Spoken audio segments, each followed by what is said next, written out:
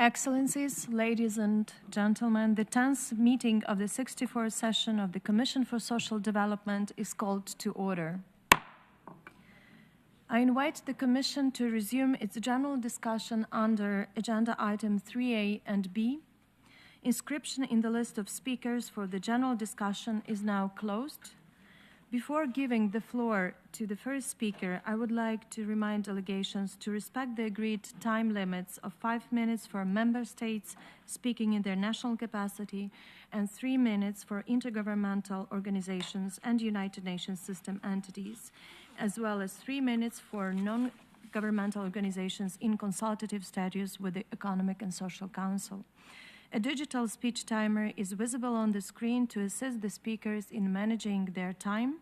I wish to recommend that delegations refer intermittently to the updated live list of speakers so that they are ready to speak when given the floor. And I thank you for your understanding and cooperation. I now give the floor to Her Excellency Pauline Irene Nguyen, Minister for Social Affairs of Cameroon.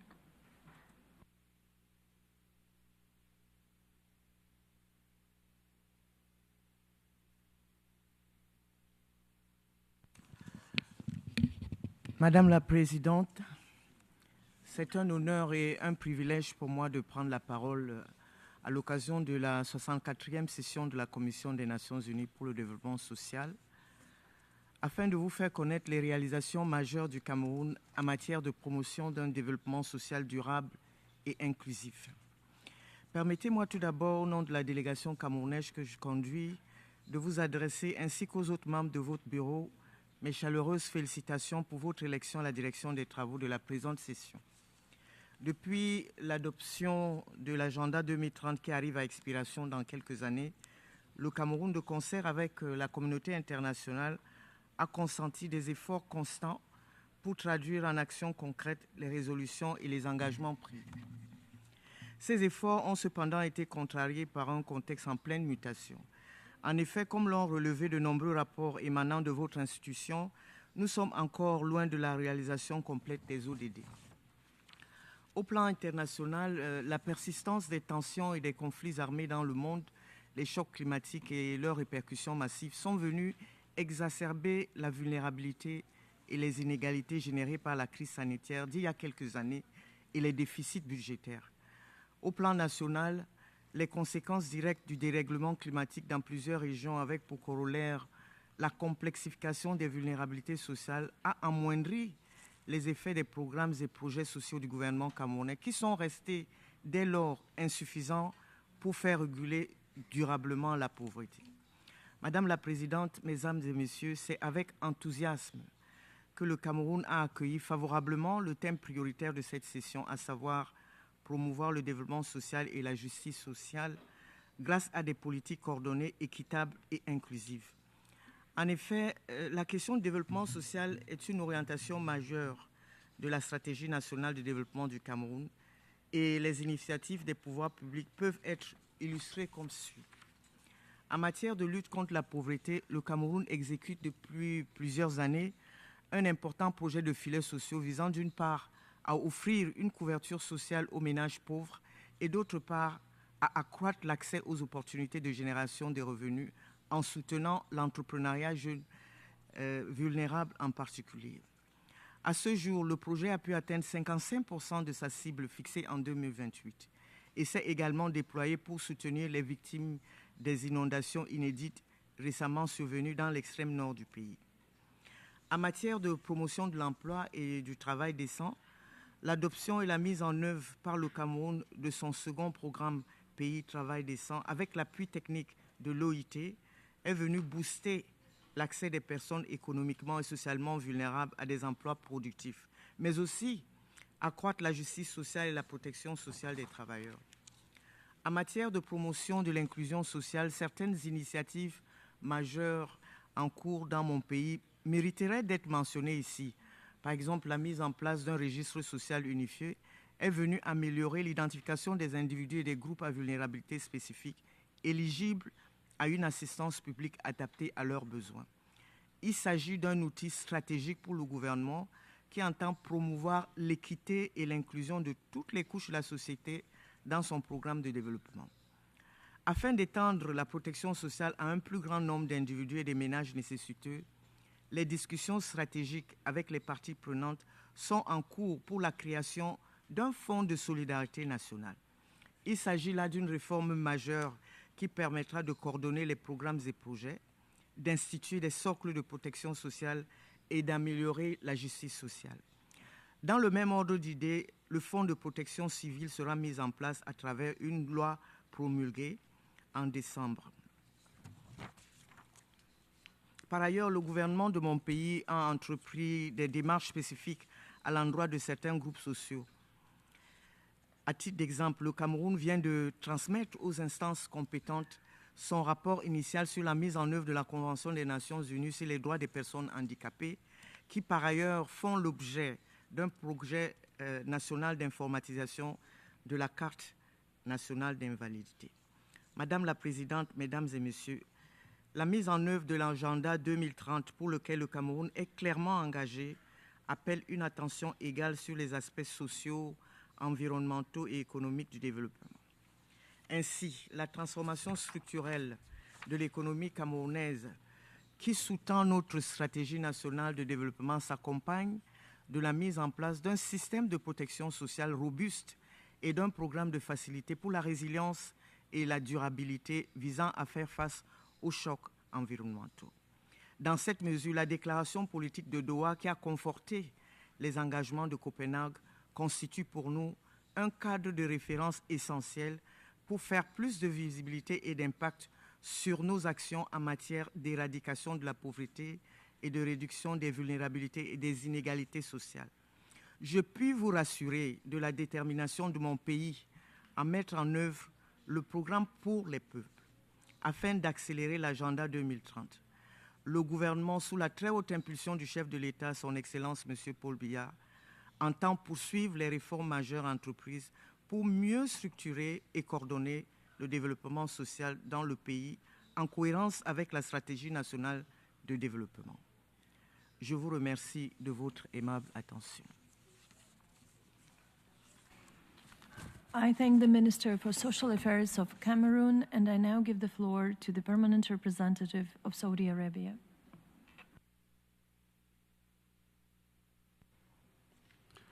بسم الله الرحمن الرحيم. بداية يتقدم وفد بلادي بخالص التهنئة إلى رئيس وأعضاء اللجنة على الجهود المبذولة وما تحقق من أعمال وإنجازات خلال الفترة الماضية.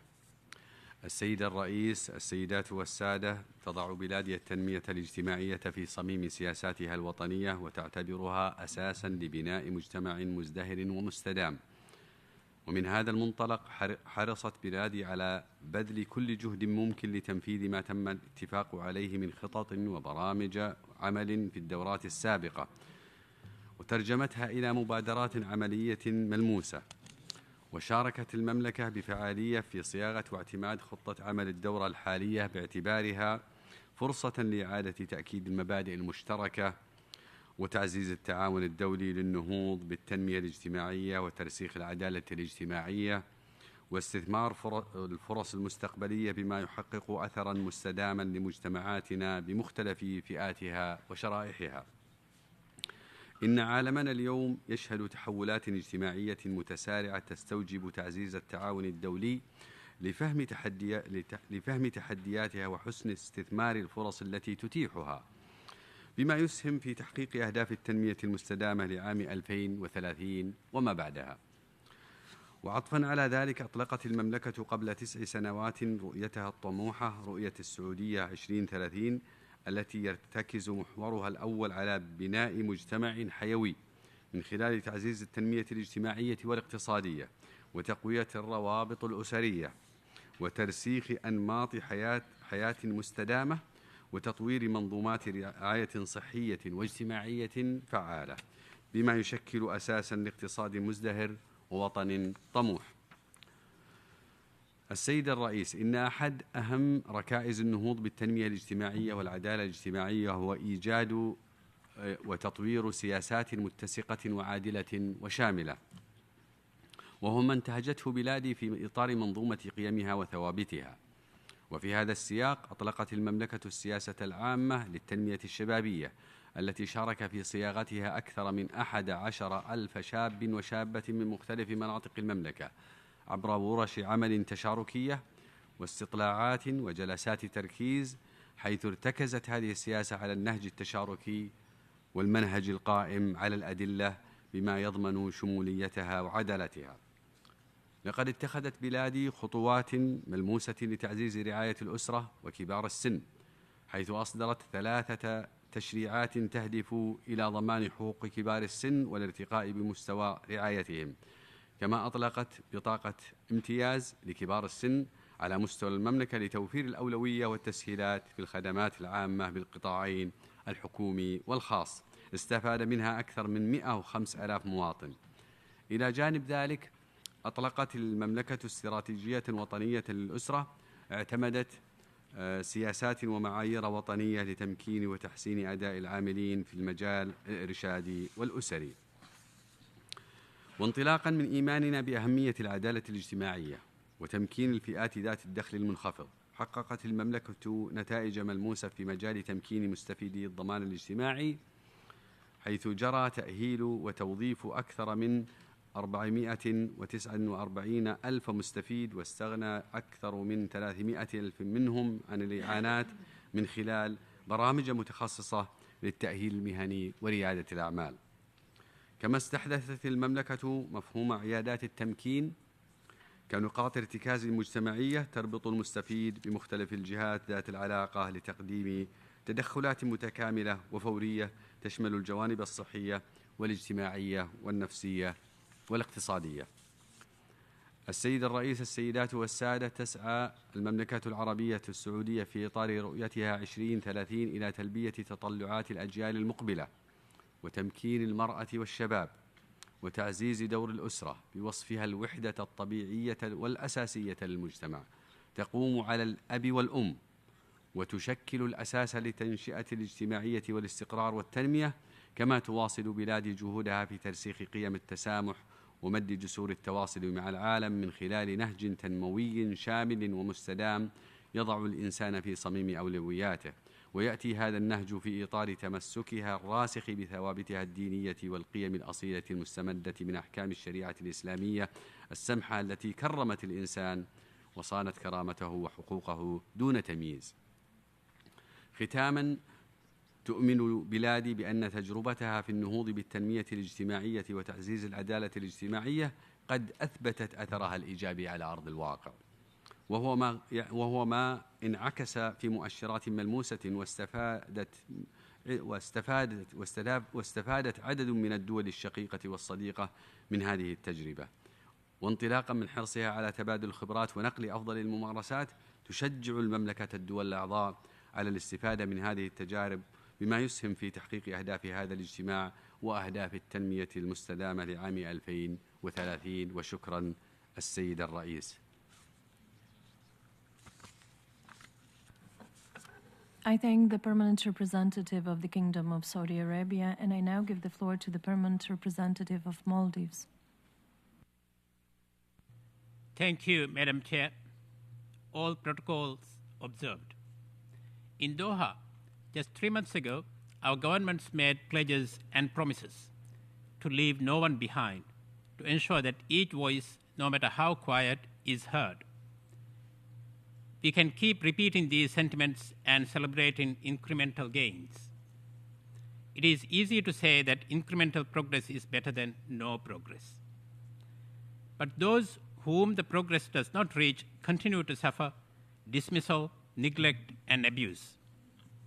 Social justice must be divorced from the connotation of performative activism. SIDS, like the Maldives, have learned that step-by-step effort means too little, too late.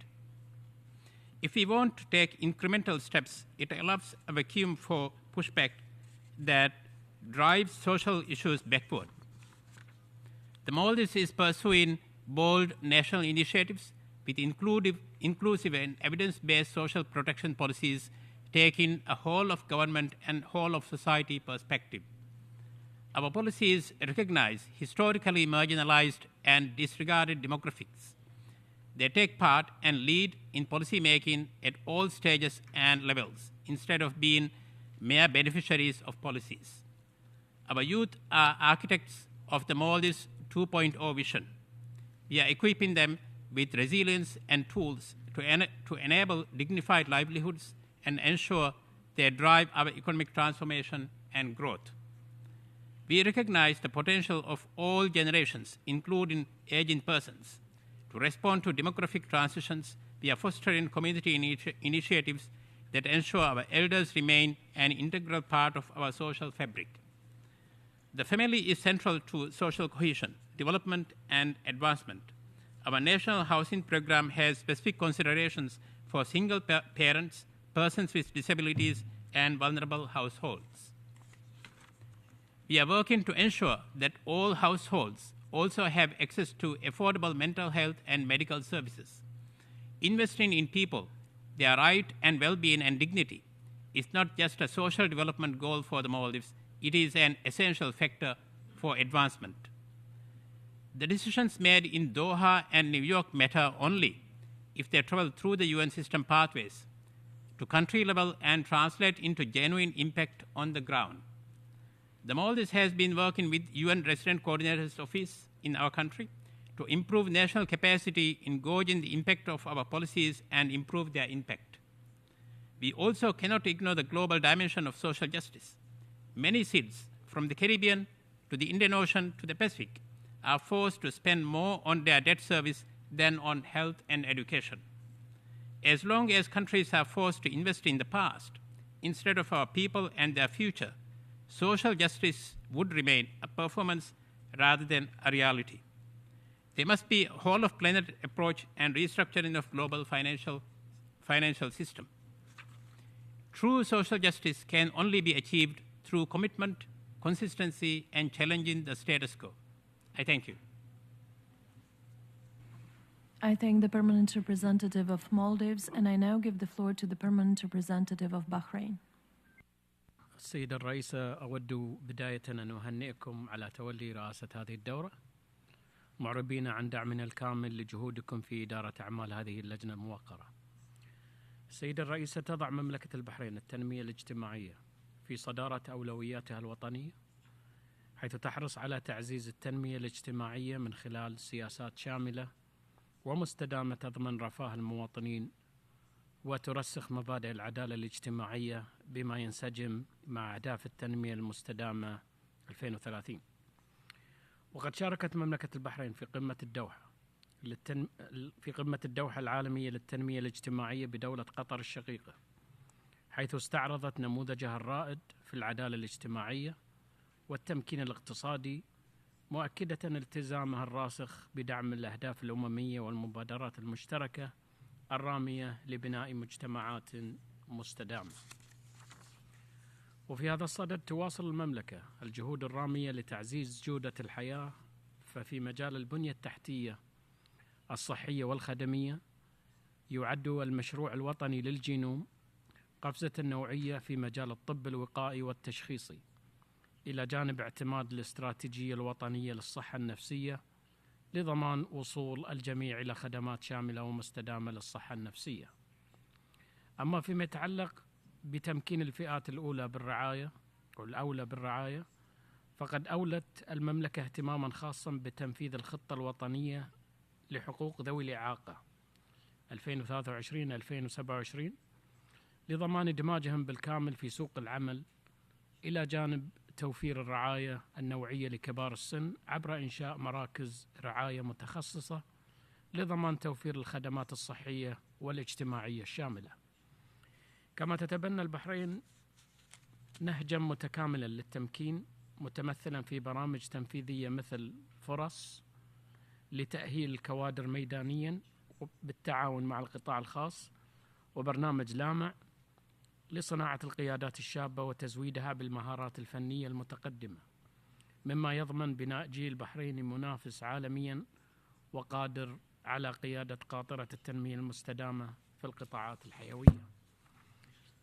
وتستمر المملكة في تنفيذ الاستراتيجية الوطنية للطفولة للأعوام 2023 إلى 2027 والتي تهدف إلى تطوير الأطر التشريعية والمؤسسية المعنية بحقوق الطفل وتعزيز البيئة المناسبة من سياسات وبرامج لضمان تحقيق مصلحة الطفل الفضلى في مختلف المجالات. السيدة الرئيسة، تفتخر مملكة البحرين بنموذجها الوطني في ترسيخ حقوق الإنسان وقيم التعايش والتسامح عبر تطوير التشريعات المعززة للعدالة والمساواة وحماية حقوق العمال ومكافحة الاتجار بالأشخاص وفق أعلى المعايير الدولية. وتم إطلاق جائزة الملك حمد العالمية للتعايش والتسامح التي تحتفي بالمبادرات الرائدة في نشر ثقافة الحوار وترسيخ قيم التسامح والتفاهم بين الشعوب. ختاماً، تؤكد مملكة البحرين مجدداً التزامها بمواصلة العمل الدؤوب لتعزيز التنمية الاجتماعية والتركيز على دعم الأسر المنتجة وريادة الأعمال كركائز أساسية للنمو، وتؤكد على أهمية تعزيز التعاون الدولي وتبادل الخبرات اللذان يظلان حجر الأساس لبناء مستقبل أكثر ازدهاراً واستقراراً وعدالة لجميع شعوب العالم. وشكراً لكم. I thank the permanent representative of Bahrain, and I now give the floor to the representative of Burkina Faso. Madame la Présidente, distinguée déléguée, qu'il me soit permis à l'entame de mon propos de vous transmettre les salutations chaleureuses de son Excellence le capitaine Ibrahim Traoré, président du Faso, chef de l'État, et celles du vaillant peuple burkinabé, résilient et profondément attaché aux valeurs de dignité humaine, de solidarité et de justice sociale. La présente session de la Commission du développement social se tient 3 mois après le 2e sommet historique sur le développement social sanctionné par la déclaration de Doha. Cette déclaration appelle à des actions concrètes, coordonnées, soutenues et intégratrices en reliant les engagements traditionnels aux nouveaux défis tels que la transformation numérique, les changements climatiques, les changements démocratiques, la finance, les investissements sociaux, la participation des personnes vivant avec un handicap et celles âgées à la vie sociale et l'implication des jeunes dans les instances de prise de décision.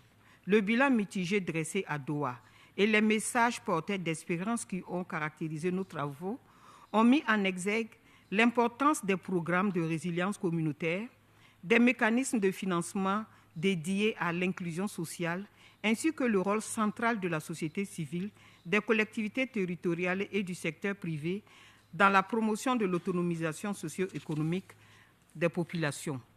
Tout autant, le message fort qui a retenti à Doha appelle à transformer nos défis multiformes en opportunités de développement inclusif et solidaire. Conscient de cette nécessité, sous le leadership du président du Faso, le Burkina Faso a engagé des réformes structurantes orientées vers la souveraineté nationale, la résilience des communautés et l'amélioration durable des conditions de vie de tous les Burkinabés. Ces réformes se traduisent, entre autres, par la mise en œuvre du Fonds de soutien patriotique, expression d'une solidarité endogène au service de la justice sociale, de l'agence Faso-Mebo, levier d'industrialisation endogène et de création d'emplois décents, de l'offensive agro-pastorale et halieutique, pilier de la souveraineté alimentaire et de la résilience rurale, de l'initiative présidentielle pour la jeunesse, pour la santé, qui vise à réformer le système de santé à travers l'amélioration de l'offre de santé et de l'accessibilité des Burkinabés aux soins, ainsi qu'à l'amélioration du cadre de travail du personnel soignant. Du programme d'emploi en faveur des jeunes et des femmes, cadre de valorisation des savoirs endogènes et de développement territorial inclusif. Du plan national de développement 2026-2030, dénommé Plan Relance, qui incarne la vision d'un Burkina debout, souverain et prospère. Madame la Présidente, comme vous pouvez le constater, malgré les majeurs défis auxquels il fait face, le Burkina Faso a fait le choix stratégique de placer le développement social, la justice sociale et la résilience humaine au cœur de son action publique. En effet, entre 2021 et 2025, des centaines de milliers de ménages, y compris des personnes déplacées forcées, ont été accompagnés à travers des transferts sociaux, des programmes d'autonomisation économique et l'accès aux services sociaux de base. La promotion du travail décent demeure une priorité centrale. Entre 2022 et 2025, le Burkina a enregistré la création de plus de 150 000 emplois décents, notamment au profit des jeunes et des femmes, ainsi que le relèvement du salaire minimum interprofessionnel garanti. Parallèlement, des investissements significatifs sont consentis à travers la réduction des coûts de soins de santé spécialisés, l'amélioration des indicateurs nutritionnels des enfants, ainsi que des femmes enceintes et allaitantes. Dans le domaine de l'éducation, une place de choix est accordée à l'enseignement et la formation technique et professionnelle. Les personnes âgées et celles vivant avec un handicap ne sont pas en reste. Au nombre des efforts consentis, on nomme entre autres la construction d'un centre de gériatrie, la référence pour la prise en charge de toutes les pathologies liées à la vieillesse, ainsi que l'élaboration d'une stratégie nationale pour une meilleure prise en charge des besoins spécifiques et l'insertion socio-professionnelle des personnes vivant avec un handicap. Au titre de la justice, on note l'humanisation du milieu carcéral à travers des actions de réinsertion des détenus dans la vie active, le recours au mode de règlement traditionnel des litiges, l'initiative casier judiciaire, casier vide, visant à traiter diligemment des milliers de dossiers pénaux et d'appels en attente. Madame la Présidente, distinguée déléguée, tirer pleinement profit de la déclaration de Doha, en cohérence avec le programme d'action et la déclaration de Copenhague, l'agenda 2030 et le compromisso de Séville, requiert des réformes courageuses et de la gouvernance économique et financière internationale afin d'orienter davantage les ressources mondiales vers le développement humain. Je voudrais terminer en appelant à un multilatéralisme rénové, fondé sur la co-création, le respect des trajectoires nationales, la dignité des peuples et des mécanismes de financement plus équitables, plus accessibles et plus durables. Pour sa part, le Burkina Faso réaffirme son engagement à œuvrer avec les autres nations pour construire un avenir où la solidarité devient une force transformatrice et où la justice sociale est une réalité pour tous. Je vous remercie. I thank the representative of Burkina Faso, and I now give the floor to the Deputy Permanent Representative of Mexico. Muchas gracias, señora presidenta. En un contexto marcado por creciente desigualdad, transformación tecnológica acelerada, crisis climática y migratoria, así como por el debilitamiento de la confianza en las instituciones democráticas, esta reunión nos convoca a renovar la cooperación internacional como una herramienta única para enfrentar los desafíos globales y avanzar hacia sociedades más justas, inclusivas y resilientes. Los retos que enfrentamos son ciertamente complejos y están profundamente interconectados. La persistencia de la pobreza, la precarización del empleo, el impacto de la inteligencia artificial en el mundo del trabajo y en los sistemas de protección social, así como la fragmentación geopolítica, ponen a prueba los principios de solidaridad y de cooperación internacional. No obstante, este escenario también abre oportunidades para impulsar transformaciones estructurales, entre ellas la reforma de la arquitectura financiera internacional, la transición justa hacia economías sostenibles y el fortalecimiento de sistemas universales de protección social. El Gobierno de México está convencido de que el desarrollo social y la justicia social son factores indispensables para el bienestar de las personas y para la cohesión social. Con esta convicción, mi país ha impulsado una política social de bienestar orientada a reducir la pobreza, la marginación y la desigualdad mediante la transferencia directa de recursos a grupos en situación de vulnerabilidad bajo un enfoque centrado en las personas como sujetos de derecho.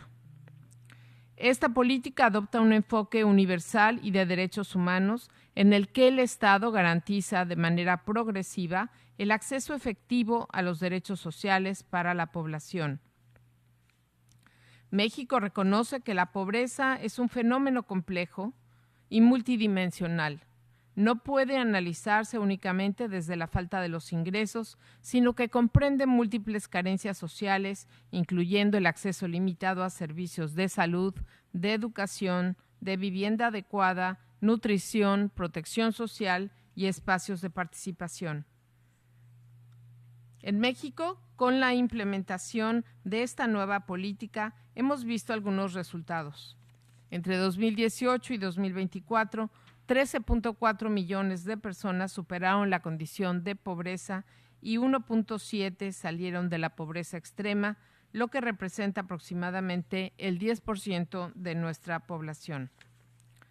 Estos avances reflejan una transformación estructural de la política social y económica del país, orientada a la inclusión y a la garantía de derechos para todas y todos. Y un elemento central en esta transformación, señora Presidenta, ha sido la nueva política de salarios mínimos implementada desde el año 2018 con el objetivo de recuperar de manera sostenida el poder adquisitivo de los ingresos laborales. De acuerdo con la Comisión Nacional de Salarios Mínimos, los incrementos al salario mínimo en México han superado en promedio el 12% anual en los últimos años y se estima que aproximadamente 6.6 millones de personas salieron de la pobreza como resultado directo de esta política.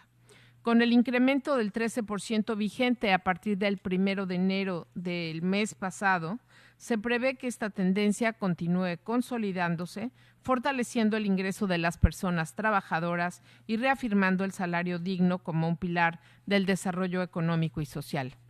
Las políticas públicas en México también ponen especial atención a los grupos en situación de vulnerabilidad, en particular mediante apoyos al cuidado infantil, a la educación de las personas jóvenes, a las personas con discapacidad y a las personas mayores. En este esfuerzo destaca el Programa Nacional de Población 2026-2030, cuyo objetivo es garantizar que todos cuenten con los medios, capacidades y oportunidades necesarias para adaptarse a un entorno en transformación. Señora Presidenta, para avanzar hacia sociedades más equitativas es indispensable movilizar el financiamiento para el desarrollo y atender las desigualdades que afectan de manera desproporcionada a las personas en situación de vulnerabilidad y fortalecer sistemas de protección social inclusivos y sostenibles. Muchas gracias. I thank the Deputy Permanent Representative of Mexico, and I now give the floor to the representative of Monaco. Madame la Présidente, les engagements pris lors du sommet mondial pour le développement social à Doha, ainsi que les enseignements issus du processus de Copenhague, nous rappellent que le développement social ne peut être fragmenté. Il doit reposer sur des politiques cohérentes, inclusifs et fondées sur les partenariats solides, capable de répondre aux inégalités persistantes et aux vulnérabilités émergentes. Dans cet esprit, Monaco demeure fermement engagé dans la promotion des politiques coordonnées, équitables et inclusives en faveur du développement social et de la justice sociale. C'est par l'élaboration de stratégies nationales que les priorités sociales peuvent être véritablement intégrées et traduites en actions concrètes. Les partenariats et la coopération sont essentiels pour garantir que personne ne soit laissé pour compte. Ce principe guidera la présidence de Monaco du Comité des ministres du Conseil de l'Europe qui débutera en mai 2026. À ce titre, nous accorderons une attention particulière à la lutte contre la violence à l'égard des femmes, à la protection des droits de l'enfant, ainsi qu'au renforcement des mécanismes de prévention et de soutien. Et le gouvernement princier organisera la 19e conférence des ministres responsables du sport, qui se tiendra à Monaco en novembre 2026, sous le thème « Un sport plus sûr et plus sain pour tous les enfants ». Madame la Présidente, à ce titre, je souhaite souligner le rôle central du sport comme levier de développement social, en particulier lorsqu'il est lorsqu'il est étroitement lié à l'éducation, comme le reconnaît la résolution sur le thème prioritaire. Le sport est pleinement intégré à la stratégie nationale de Monaco en faveur du développement des jeunes, comme levier essentiel de bien-être, d'autonomie et d'inclusion. L'initiative Passeport Culture en est une illustration concrète en ce qu'elle donne aux jeunes de 11 à 25 ans l'accès à des activités sportives et physiques pendant les vacances scolaires. Mise en œuvre par la Direction de l'Éducation nationale de la jeunesse et des sports, en partenariat avec la Direction des affaires culturelles et de nombreuses associations monégasques, ce dispositif s'inscrit dans une stratégie nationale de modernisation des services publics et renforce la coopération entre les pouvoirs publics et la société civile. C'est en alignant ces politiques nationales sur les principes qui guident son rôle de coprésident du groupe d'amis du sport pour le développement durable et à travers des partenariats avec des organisations œuvrant en faveur de la protection de l'enfance et de l'égalité des genres que Monaco soutient activement au niveau international des initiatives utilisant le sport comme outil d'éducation et de cohésion sociale. Le sport constitue un puissant vecteur d'apprentissage, de transmission des valeurs, d'inclusion et d'autonomisation. Lorsqu'il est intégré aux politiques éducatives, il favorise le développement des compétences psychosociales ainsi que l'égalité des chances, en particulier pour les enfants et les jeunes issus de milieux défavorisés. Madame la Présidente, nos politiques doivent être capables d'anticiper, de s'adapter et de protéger les plus vulnérables face au choc. Et préparer la société de demain commence par la jeunesse. Il est essentiel de les doter des outils nécessaires au progrès afin de bâtir une société résiliente.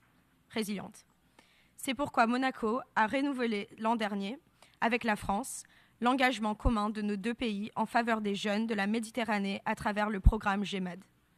Ce programme soutient des projets axés sur la formation et l'employabilité, l'entrepreneuriat, l'éducation, l'autonomisation des filles et des femmes, la culture, la préservation du patrimoine, le sport et l'environnement. C'est à travers de telles initiatives où les gouvernements et la société civile collaborent que nous pouvons garantir l'inclusion et veiller à ce que personne ne soit laissé de côté. Le travail décent est un pilier fondamental du développement social.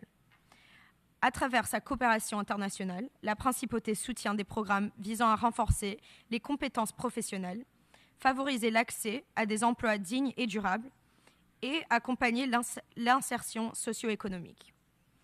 En investissant dans la formation, l'entrepreneuriat et l'employabilité, Monaco contribue à créer des opportunités réelles d'autonomie, de stabilité et de dignité, conditions indispensables à des sociétés inclusives et résilientes. La Principauté de Monaco demeure pleinement engagée en faveur d'une approche intégrée, fondée sur les droits humains, centrée sur les personnes et orientée vers les générations futures. Nous continuerons de promouvoir des politiques qui placent l'éducation, le sport et l'inclusion au cœur de nos stratégies de développement, convaincus que la justice sociale ne se construit pas en silo, mais dans la convergence des efforts. Je vous remercie. I thank the representative of Monaco, and I now give the floor to the Deputy Permanent Representative of Vietnam.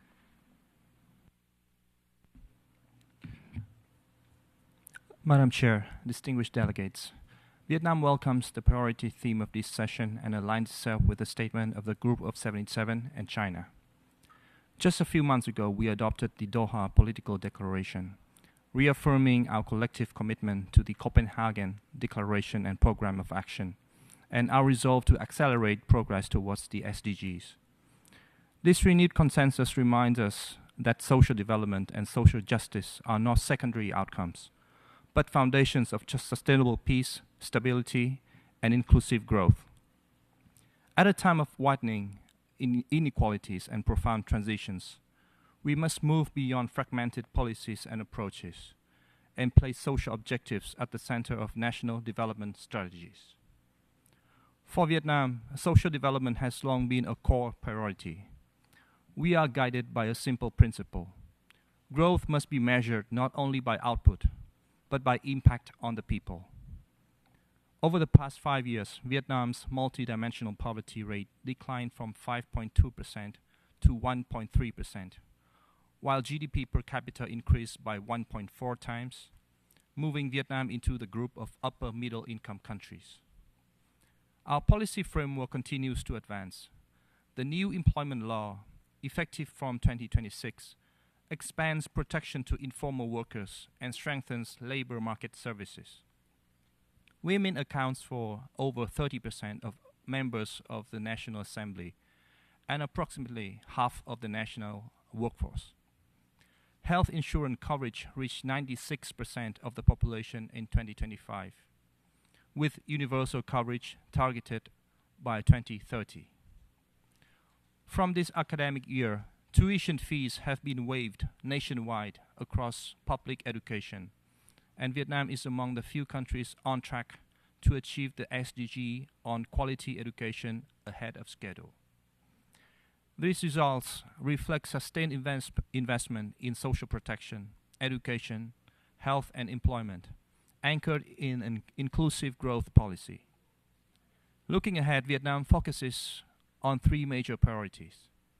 First, strengthening policy coherence through whole of government and whole of society approaches. Better alignment across sectors is essential to address multidimensional poverty and inequality, to avoid fragmented delivery.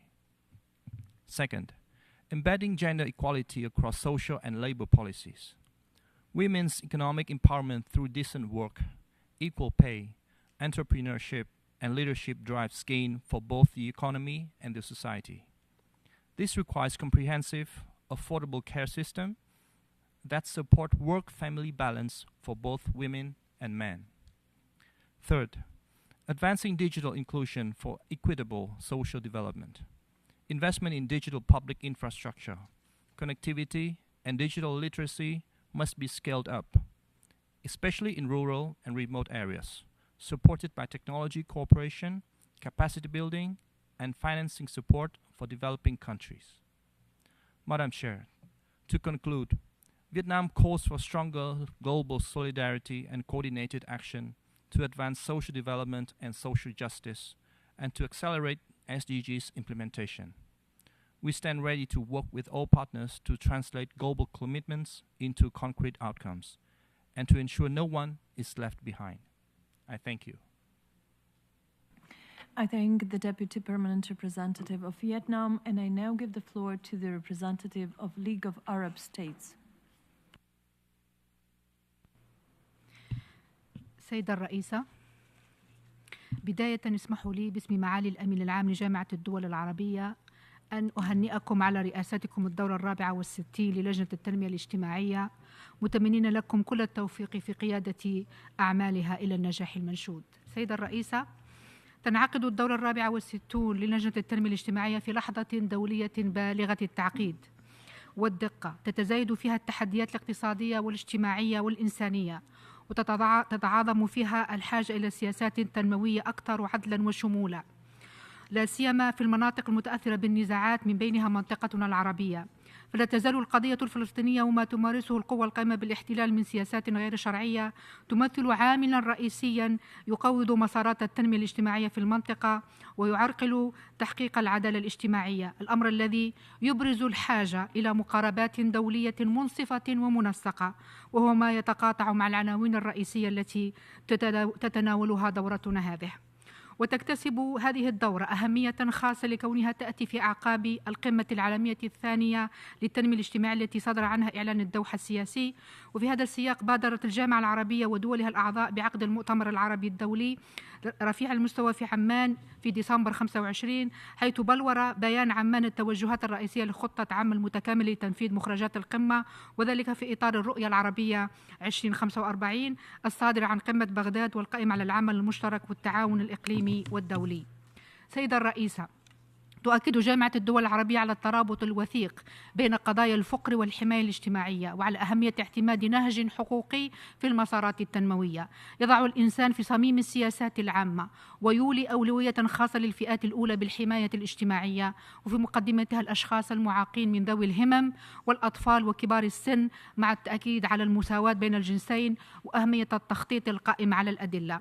في هذا الإطار أود الإشارة إلى المؤشر العربي متعدد الأغراض للفقر متعدد الأبعاد Arab MPI، والذي تم إطلاقه بالشراكة مع منظومة الأمم المتحدة وجامعة إكسفورد وفقا للمعايير الدولية وبما يتماشى مع أهداف خطة التنمية المستدامة 2030.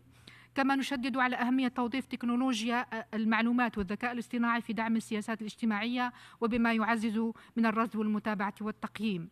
ختاما السيدة الرئيسة، وانطلاقا من الخبرات المتراكمة التي تتمتع بها الدول العربية على المستويين الوطني والإقليمي في هذه المجالات، تتطلع جامعة الدول العربية إلى تعزيز التعاون المؤسسي مع منظومة الأمم المتحدة والشركاء الدوليين من أجل تحقيق تنمية اجتماعية شاملة ومتكاملة لا تترك أحدا خلف الركب وتكفل للإنسان العيش بكرامة في إطار من العدالة الاجتماعية. وشكرا السيدة الرئيسة.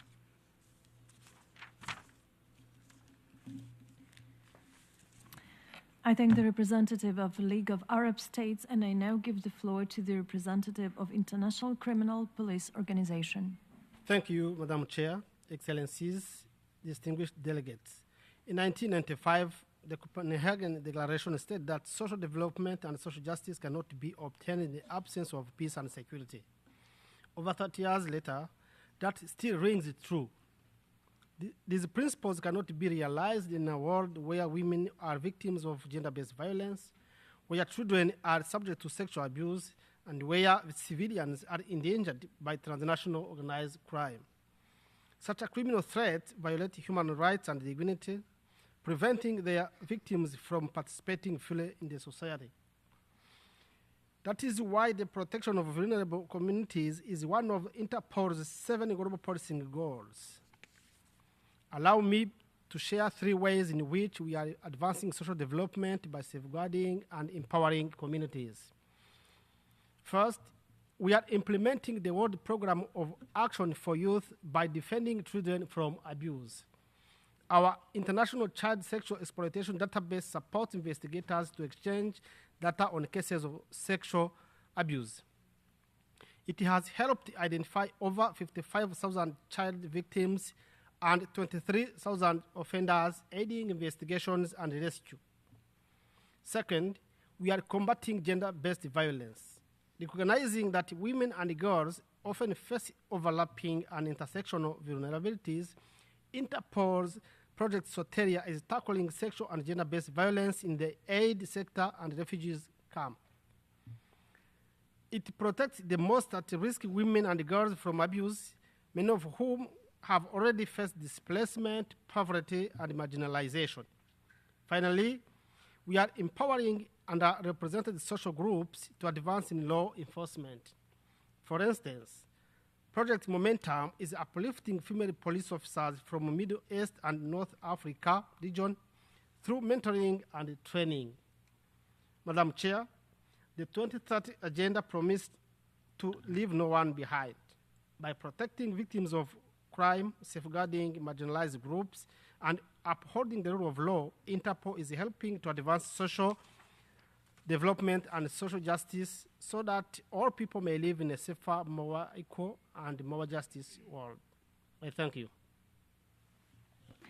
I thank the representative of Interpol, and I now give the floor to the representative of Pan-African Intergovernmental Agency for Water and Sanitation for Africa.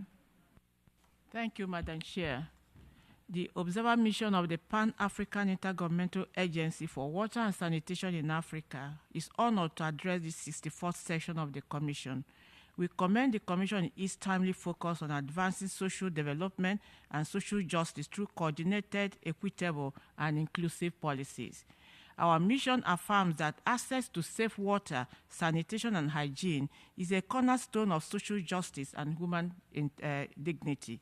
Across Africa, persistent inequalities in water and sanitation access continue to undermine health, education, gender equality, and economic opportunity, particularly for women, children, and rural communities, and those living in informal settlements. Madam Chairperson, social development cannot be achieved without coordinated policies that integrate water and sanitation with health, education, urban development, climate resilience, and social protection. Fragmented approaches have the most vulnerable behind. Strong intersectoral coordination is therefore essential to achieving sustainable development and inclusive outcome. Equally important are equitable policies that are intentionally prioritize underserved and marginalized populations. Our mission also emphasizes the need for inclusive policy making that engages communities, local authorities, women, youth, and persons with disabilities as active partners. Inclusive participation strengthens ownership, accountability, and the long-term sustainability of social development interventions. In this regard, our observer mission calls for greater policy coherence between social development strategies, water and sanitation frameworks, increase and diversify financing, including responsible partnership to sustainably expand water and sanitation hygiene services, strengthen institutional and local government capacities to deliver inclusive services. Data-driven disaggregated approaches ensure that no one is left behind. Madam Chairperson, through our science-based solutions towards clean water, sanitation for all, and water initiative, our mission remains committed to working with member states, United Nations agencies, development partners, civil societies, and the private sector to advance water and sanitation as enablers of social development and social justice across Africa and the Pan-African communities. We thank you. I thank the representative of Pan-African Intergovernmental Agency for Water and Sanitation for Africa, and I now give the floor to the representative of International Labour Organization.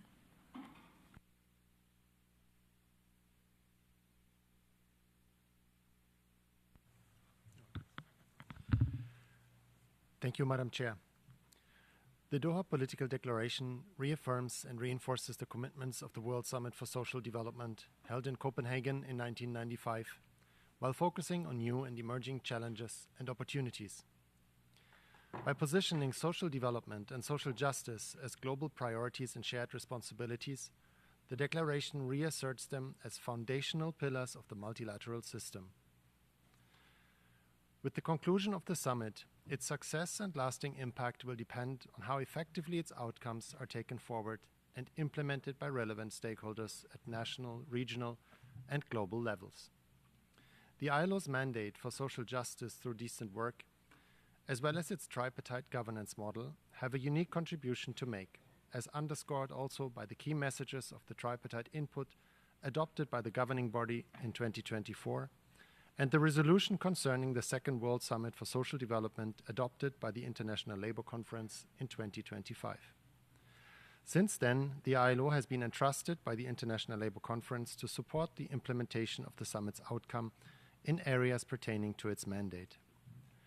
The Doha Political Declaration calls for strengthened multi-stakeholder engagement and partnerships, including with employers and workers' organizations, to implement the commitments, and acknowledges the role of both the Global Coalition for Social Justice and the Global Accelerator on Jobs and Social Protection for Just Transitions. The Global Coalition for Social Justice offers a broad-based platform bringing together over 400 partners to mobilize political commitments, align initiatives, and drive action in support of national, regional, and global priorities.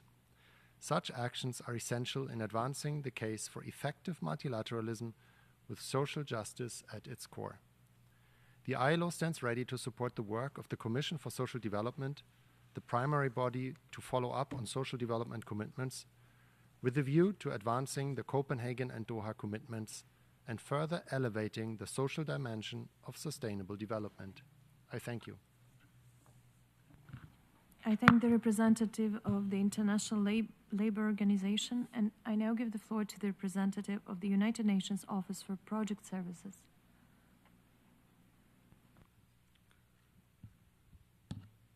Distinguished Chair, Excellencies, thank you for the opportunity to speak today.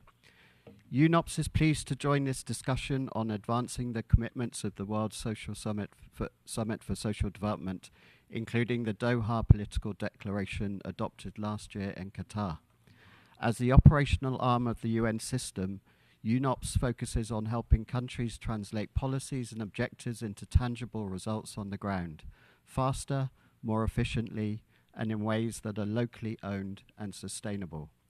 UNOPS works in partnership with governments and other stakeholders in more than 130 countries, including fragile and high-risk contexts.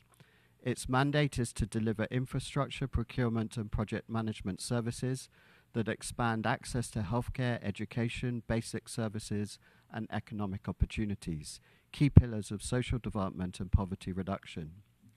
One of the most direct contributions UNOPS makes to poverty reduction is through local job creation. In the 2024 reporting period, UNOPS generated 13.6 million labour days for local workers. These opportunities provide income, dignity, and stability for families, particularly in contexts where livelihoods are precarious and employment opportunities are limited. UNOPS also prioritizes keeping development resources working at the local level. More than 40% of the goods and services procured by UNOPS are sourced from local suppliers in project countries, many of them small and medium-sized enterprises. This approach strengthens domestic markets, supports national supply chains, and helps ensure that development investments circulate within local economies. At the same time, effective delivery is not measured by outputs alone, but by inclusion and long-term impact. More than 70% of UNOPS infrastructure projects incorporate capacity-building components. Many are designed to improve accessibility for women, persons with disabilities, and other groups that are too often left behind, helping to ensure that results are sustained beyond the life of individual projects. Distinguished Chair, the UN80 reform agenda calls upon the United Nations system to be more effective, more accountable, and more focused on delivering results for people. UNOPS stands ready to contribute by doing what we do best, delivering cost-effective solutions, strengthening local economies, and supporting member states with practical, results-oriented implementation.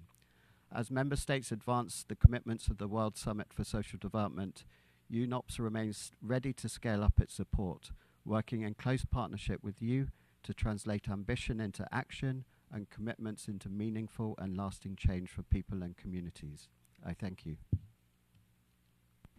I thank the representative of the United Nations Office for Project Services, and I now give the floor to the representative of the Office of the High Commissioner for Human Rights. Thank you, Madam Chair. The Office of the High Commissioner for Human Rights is honored to address the Commission for Social Development at this pivotal moment as we move from commitment to implementation following the Second World Summit for Social Development. The Doha Political Declaration reaffirmed that social development, social justice, and human rights are inseparable. This Commission's leadership is essential to ensure that this renewed political momentum translates into coherent, people-centered, and rights-based action that delivers real change. From a human rights perspective, advancing social development requires more than expanding sectoral programs.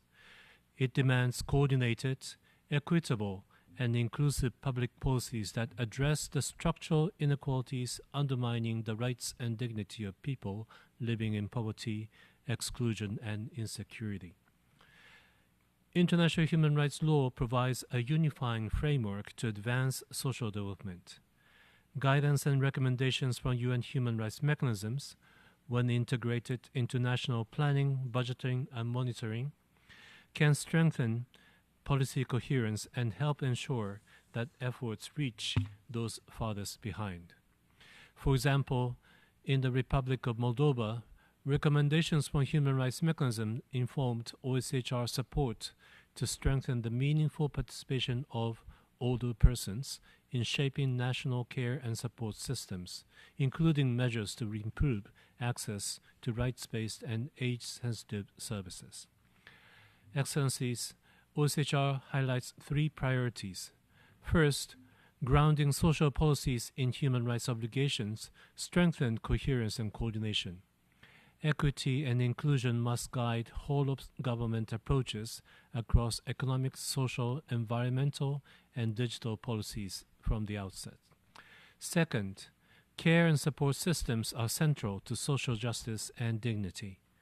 Gender, disability, and age-responsive systems should be guided by 5 R's: recognizing, reducing, and distributing unpaid care and support, rewarding paid care and support workers with decent work, and guaranteeing representation and participation in decision-making. Third, ambition requires investment and accountability. Rights-based budgeting, disaggregated data, and systematic follow-up to human rights recommendations are essential to ensure resources reach those most risk or being left behind. OSHR stands ready to support member states and stakeholders in turning commitments into tangible improvements in people's lives. Thank you. I think the representative of the Office of the High Commissioner for Human Rights, and I now give the floor to the representative of Canada.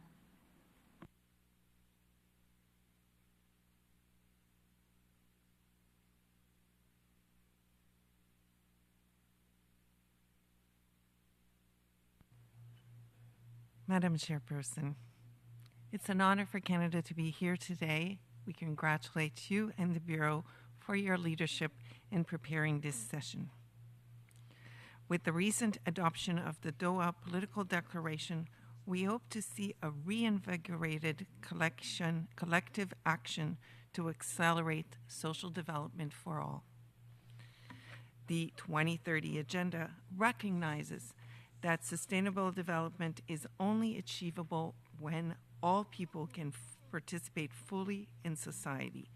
Advancing social development is central to this vision, as it removes barriers and creates the necessary conditions for full engagement in all aspects of society. Canada remains firmly committed to advancing social development for all through inclusive and equitable policies rooted in a human rights-based approach. New federal, domestic, and international policies and programs are developed and assessed through a gender and intersectional lens, considering factors such as gender, age, disability, and ethnicity to ensure that the impact on these elements is taken into account. Targeted measures are also important to ensuring that resources reach those facing the greatest barriers, enabling more equitable outcomes and accelerating progress toward inclusive social development for all. For example, in alignment with the UN Convention on the Rights of Persons with Disability, Canada is implementing the Accessible Canada Act, which sets an ambitious goal of a barrier-free Canada by 2040. We are removing barriers that limit access to jobs, services, programs, and physical spaces, and recently introduced new digital accessibility regulations. Canada also continued to take action to combat systemic racism. For example, we released the first ever federal Indigenous Justice Strategy and an implementation plan for the Black Justice Strategy, especially important this month. Chair, advancing social development requires a multifaceted approach.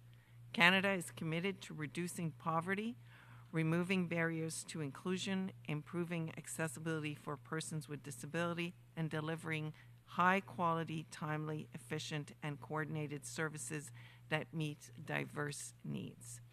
To advance these objectives, we have put in place measures such as income security and retirement, support for low to middle-income families with children, financial benefits for survivors, supplements for low-income workers, and benefits for persons with disability, as well as initiatives such as school food program. Canada's efforts also focus on economic empowerment, inclusive growth, and resilience, recognizing that economic empowerment strengthens resilience and prosperity worldwide.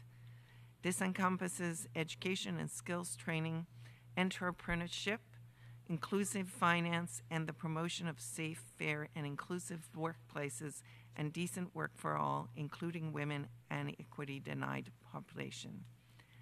Intégrer ces engagements dans les cadres stratégiques et législatifs est essentiel pour éliminer les obstacles systémiques, faire progresser la réconciliation et façonner un Canada où la diversité renforce notre avenir collectif.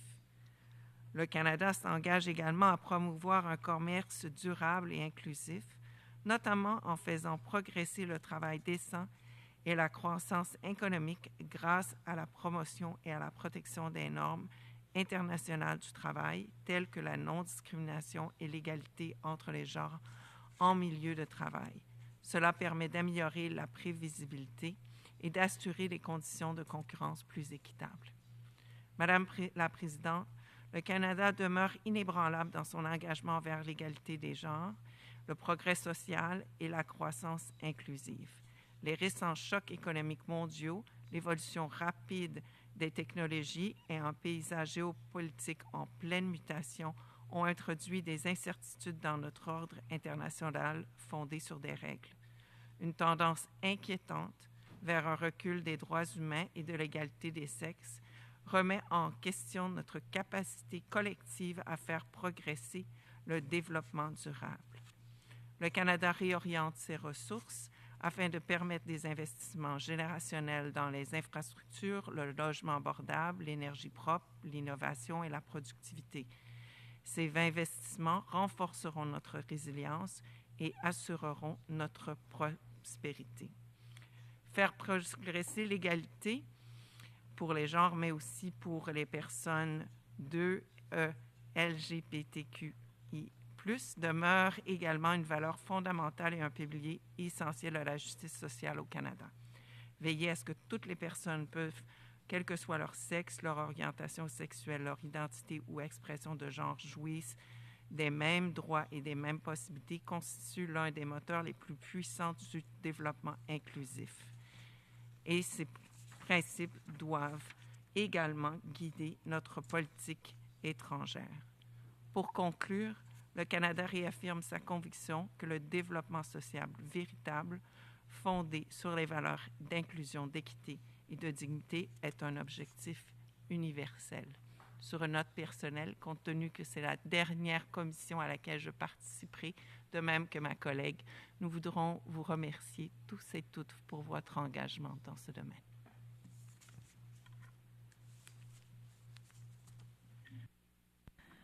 I thank the representative of Canada, and I now give the floor to the representative of International Organization for Migration.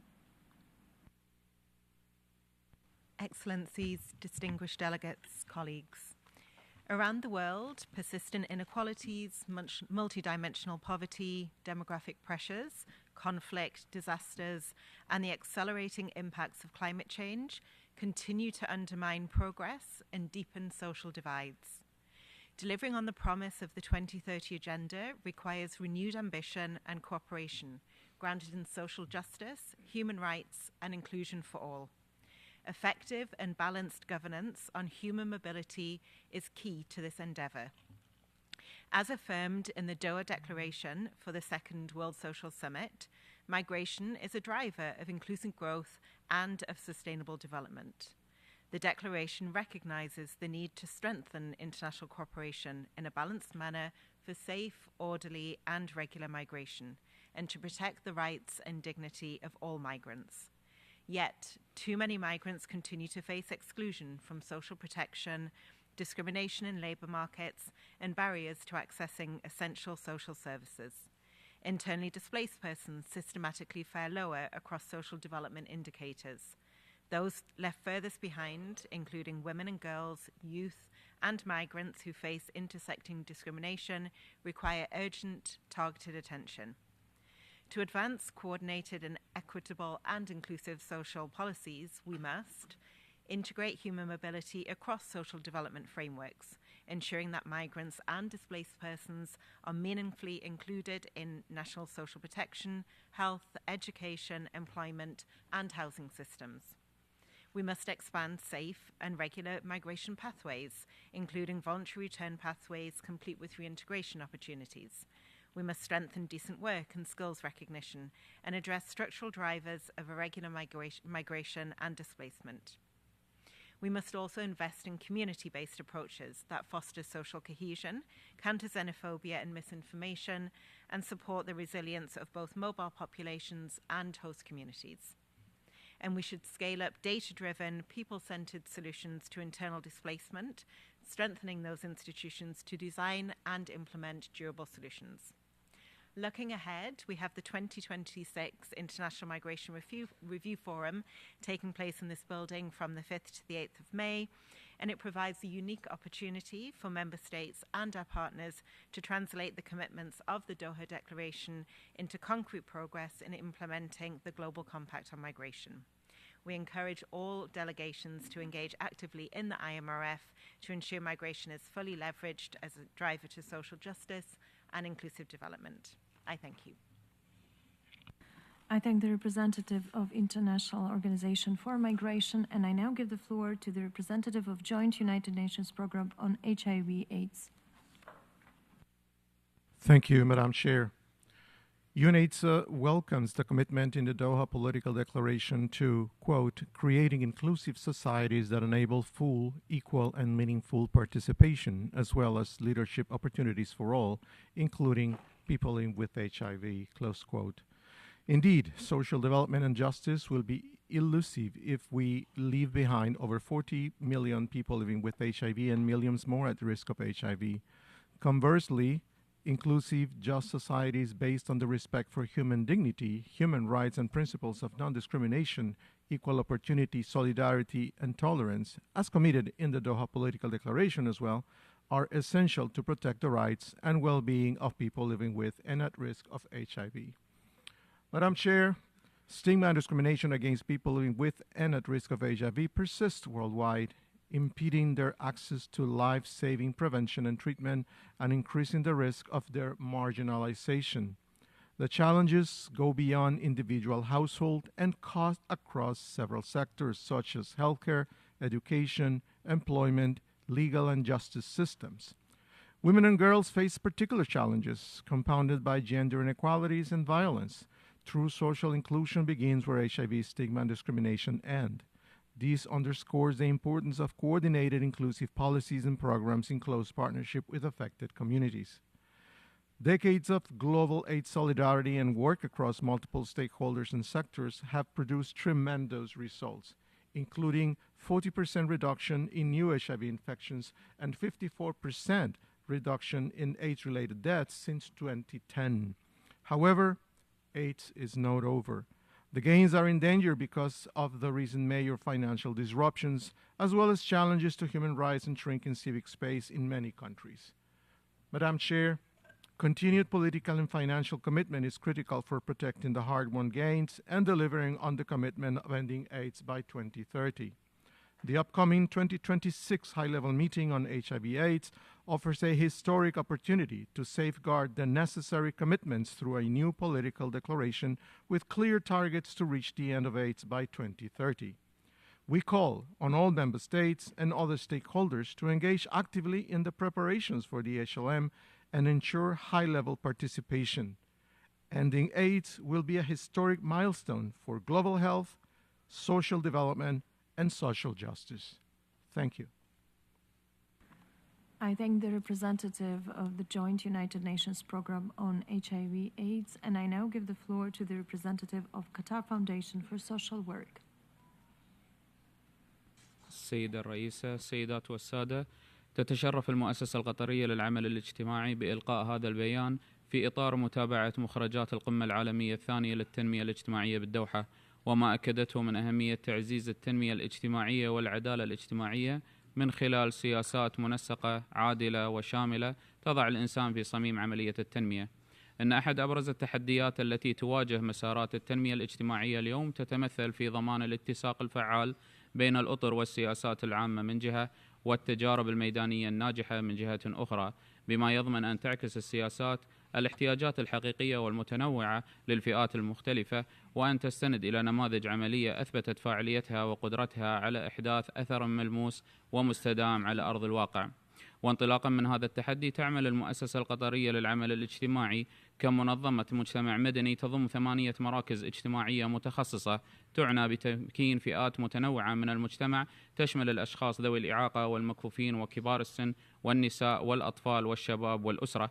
وقد قدمت هذه المراكز نماذج وممارسات عملية ناجحة تظهر كيف يمكن للسياسات الاجتماعية أن تنتقل من منطق الرعاية إلى منطق التمكين، ومن الاستجابة للاحتياج إلى تعزيز المشاركة الفاعلة في المجتمع. ففي مجال دمج الأشخاص ذوي الإعاقة تؤكد برامج التدريب والتوظيف أن الشراكات الفعالة وخلق فرص عمل مناسبة يشكلان أساساً لتعزيز الاستقلال الاقتصادي والكرامة والمشاركة المجتمعية. كما تظهر برامج وأندية كبار السن أنهم طاقة معرفية وخبراتية فاعلة يمكن توظيفها في التنمية متى توفرت البيئة الداعمة. كما تبرز مبادرات ريادة الأعمال الاجتماعية التي يقودها الشباب كحلول مبتكرة ومستدامة للتحديات المجتمعية تعزز التكامل بين الأجيال وتوسع المشاركة الاقتصادية، إلى جانب نماذج ناجحة في تمكين النساء ودعم الأطفال والشباب وتعزيز دور الأسرة في منظومة الحماية الاجتماعية. كما تؤكد المؤسسة القطرية للعمل الاجتماعي أهمية إشراك الفئات المعنية ذاتها بما في ذلك الأشخاص ذوي الإعاقة وكبار السن في صياغة السياسات والتوصيات من خلال آليات واضحة مؤسسية ومستدامة، باعتبار ذلك شرطا جوهريا لضمان سياسات أكثر عدالة وواقعية واستجابة للاحتياجات الفعلية. وقد حرصت المؤسسة القطرية للعمل الاجتماعي على القيام بهذا الدور بالشراكة مع مؤسسات ذات الصلة، حيث تجسد هذا النهج عمليا من خلال المشاركة في الجلسة التشاورية الخاصة بإعداد خطة العمل الوطنية لحقوق الإنسان. وتؤكد المؤسسة القطرية للعمل الاجتماعي استعدادها للتعاون الدولي لتحويل الخبرة الميدانية للمنظومة إلى سياسات شاملة تضمن عدم ترك أي أحد خلف الركب. شكرا سعادة الرئيس.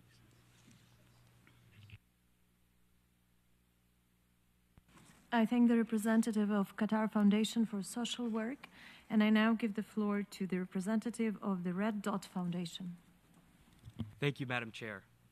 My name is Nick Bruno, and I represent the Red Dot Foundation, an organization working to advance gender equity and safety through technology and community-based initiatives. As an 18-year-old, I'm speaking not only for myself, but for many people my age who feel a real urgency around today's discussion, advancing social development and social justice through coordinated, equitable, and inclusive policies. This summer, I attended both the HLPF and World Social Summits in Doha, where I saw firsthand the effort required to build consensus on paper. Now, as I reread the Doha and Copenhagen declarations, one thing becomes clear: implementation now matters more than agreement. We already know that social development is not effectuated in a vacuum. Economic, social, and environmental policies must work together, or we end up with strategies that look great on paper but don't meaningfully improve people's lives. That is why both declarations emphasize whole-of-government and cross-sector approaches, because employment, education, health, and social protection are all deeply connected. Progress in one area can easily be undermined if another is neglected. Consequently, collaboration is absolutely essential. Equity is another critical part of implementation. These frameworks are clear that policies must prioritize those most often left behind. All of us in this room share a responsibility to ensure their voices are reflected in policy. The declarations stress meaningful participation from civil society, grassroots organizations, and other communities, because inclusion is not something we simply declare. Policies designed without the people they affect often fail in practice. Being part of this process has made it clear to me that legitimacy depends on inclusion. When participation is meaningful, the policies that follow can be implemented more effectively. Finally, these guiding documents call for action through financing, capacity building, data, accountability, and international cooperation. What will determine their impact is sustained political will, especially from my generation, which stands to live longest with the results. Advancing social development and social justice must become more than a commitment on paper. It is a moral imperative that these principles become a lived reality for us all. Thank you, Madam Chair. I thank the representative of the Red Dot Foundation, and I now give the floor to the representative of the International Presentation Association. Thank you, Madam Chair. Excellencies, UN officials, esteemed delegates and colleagues, my name is Despina Aphrodite Milaki, and I'm delivering this statement as the UN representative for the International Presentation Association. This statement is also endorsed by the Sir Optimist International, the International Association of Charities, and Unanima International. Thank you for this opportunity to speak. We welcome the priority theme of the 64th session of the Commission for Social Development. Social justice and social development call for equitable and inclusive policies aiming to create a world where everyone has the opportunity to thrive. To foster sustainable development, to build peaceful societies, to empower communities and individuals, social justice is essential. True development is grounded in putting people, particularly the marginalized and vulnerable, first. There is no true development without human dignity, without social inclusion, equal opportunities, mutual responsibility, and collaboration. To overcome today's challenges, we must strengthen international solidarity, rebuild trust between governments and people, and fully translate the commitments into concrete actions. Your task is not easy, neither is ours. People are suffering from extreme natural disasters, from health and financial crises, from violent conflicts, all which are growing in numbers and intensity. Inequalities are widening. Women and girls' rights are systematically violated in various situations and realities. These structural challenges have made every effort for inclusive and resilient societies less effective. Governments must ensure policies are developed on a fair and equitable basis, taking into account the unique needs and circumstances of individuals and communities. Biased practices and policies disproportionately affect the most vulnerable. They promote social exclusion, and they further exacerbate the level of mistrust. People expect us to deliver results. Leaving no one behind requires fundamental shifts in policies and mindsets. We must move away from fragmented approaches. We must break the cycle of uncertainty, insecurity, and inequality. It is not enough to know what the right policies are. It is time to choose the way to implement them. Meaningful participation by all, for all, with all is necessary. There is no other way. I thank you. I thank the representative of the International Presentation Association, and I now give the floor to the representative of the International Disability Alliance. Thank you, Chair. I deliver the statement under Agenda Item 3B on behalf of the International Disability Alliance, representing the estimated 1.3 billion persons with disabilities worldwide. Chair, General Assembly Resolution 68/3 was adopted in 2014 to make disability inclusion a reality across the Millennium Development Goals and shape a disability-inclusive development agenda towards 2015 and beyond. 12 years later, as the world approaches the 2030 horizon, we cannot help but remark that the concerns expressed in the text remain all too relevant. Persons with disabilities remain disproportionately poor, excluded from inclusive education, denied equal access to health services, still in need of assistive technologies and rehabilitation, and locked out of decent work, accessible infrastructure, and digital inclusion. Resolution 68/3 committed member states in the UN system to do what is too often treated as optional: implement the Convention on the Rights of Persons with Disabilities as both a human rights and development instrument, embed accessibility and universal design across sectors, strengthen social protection and community-based supports, invest in disaggregated data, and ensure the close consultation and active involvement of persons with disabilities through our representative organizations. The issue has never been a lack of agreed language. Rather, it is implementation, incentives, and accountability, especially financing. Disability inclusion is still under-resourced, too frequently relegated to pilots, and too rarely embedded in core development and humanitarian budgets. Meanwhile, shrinking aid envelopes, conflict and climate shocks, and austerity-driven reforms are eroding social protection, inclusive education reforms, and deinstitutionalization. IDA calls for a renewed way forward in two ways. First, we call for financing inclusion at scale.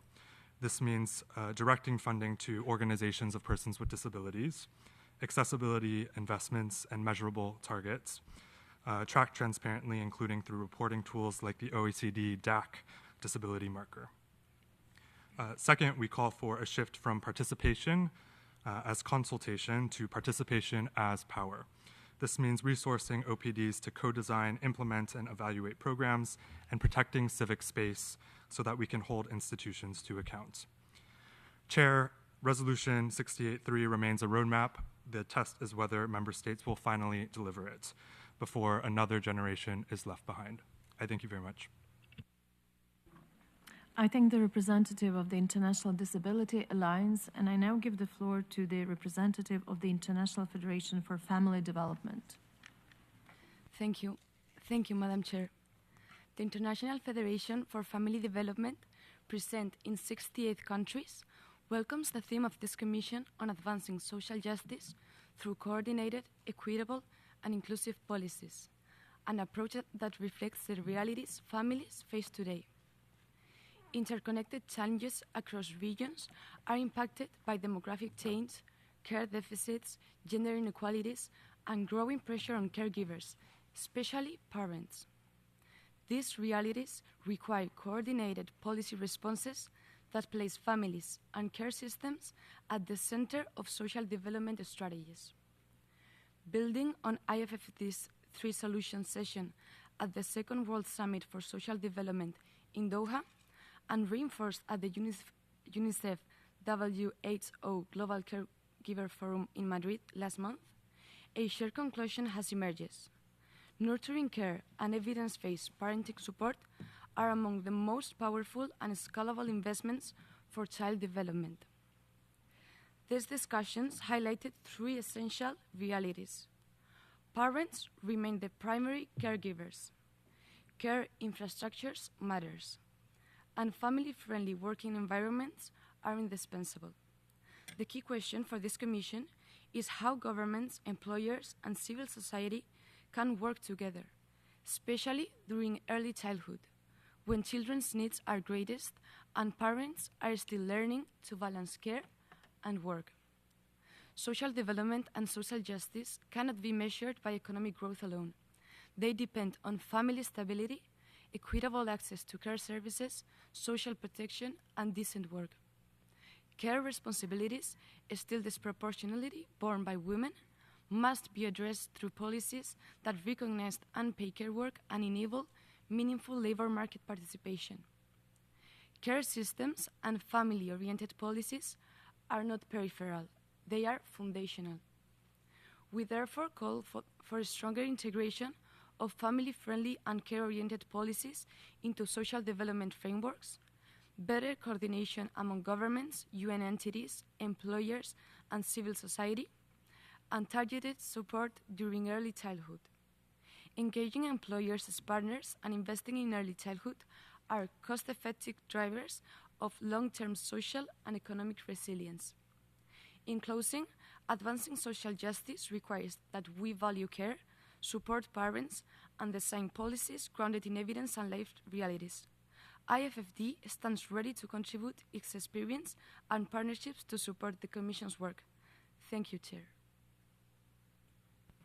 I thank the representative of the International Federation for Family Development, and I now give the floor to the representative of Life Project for Youth.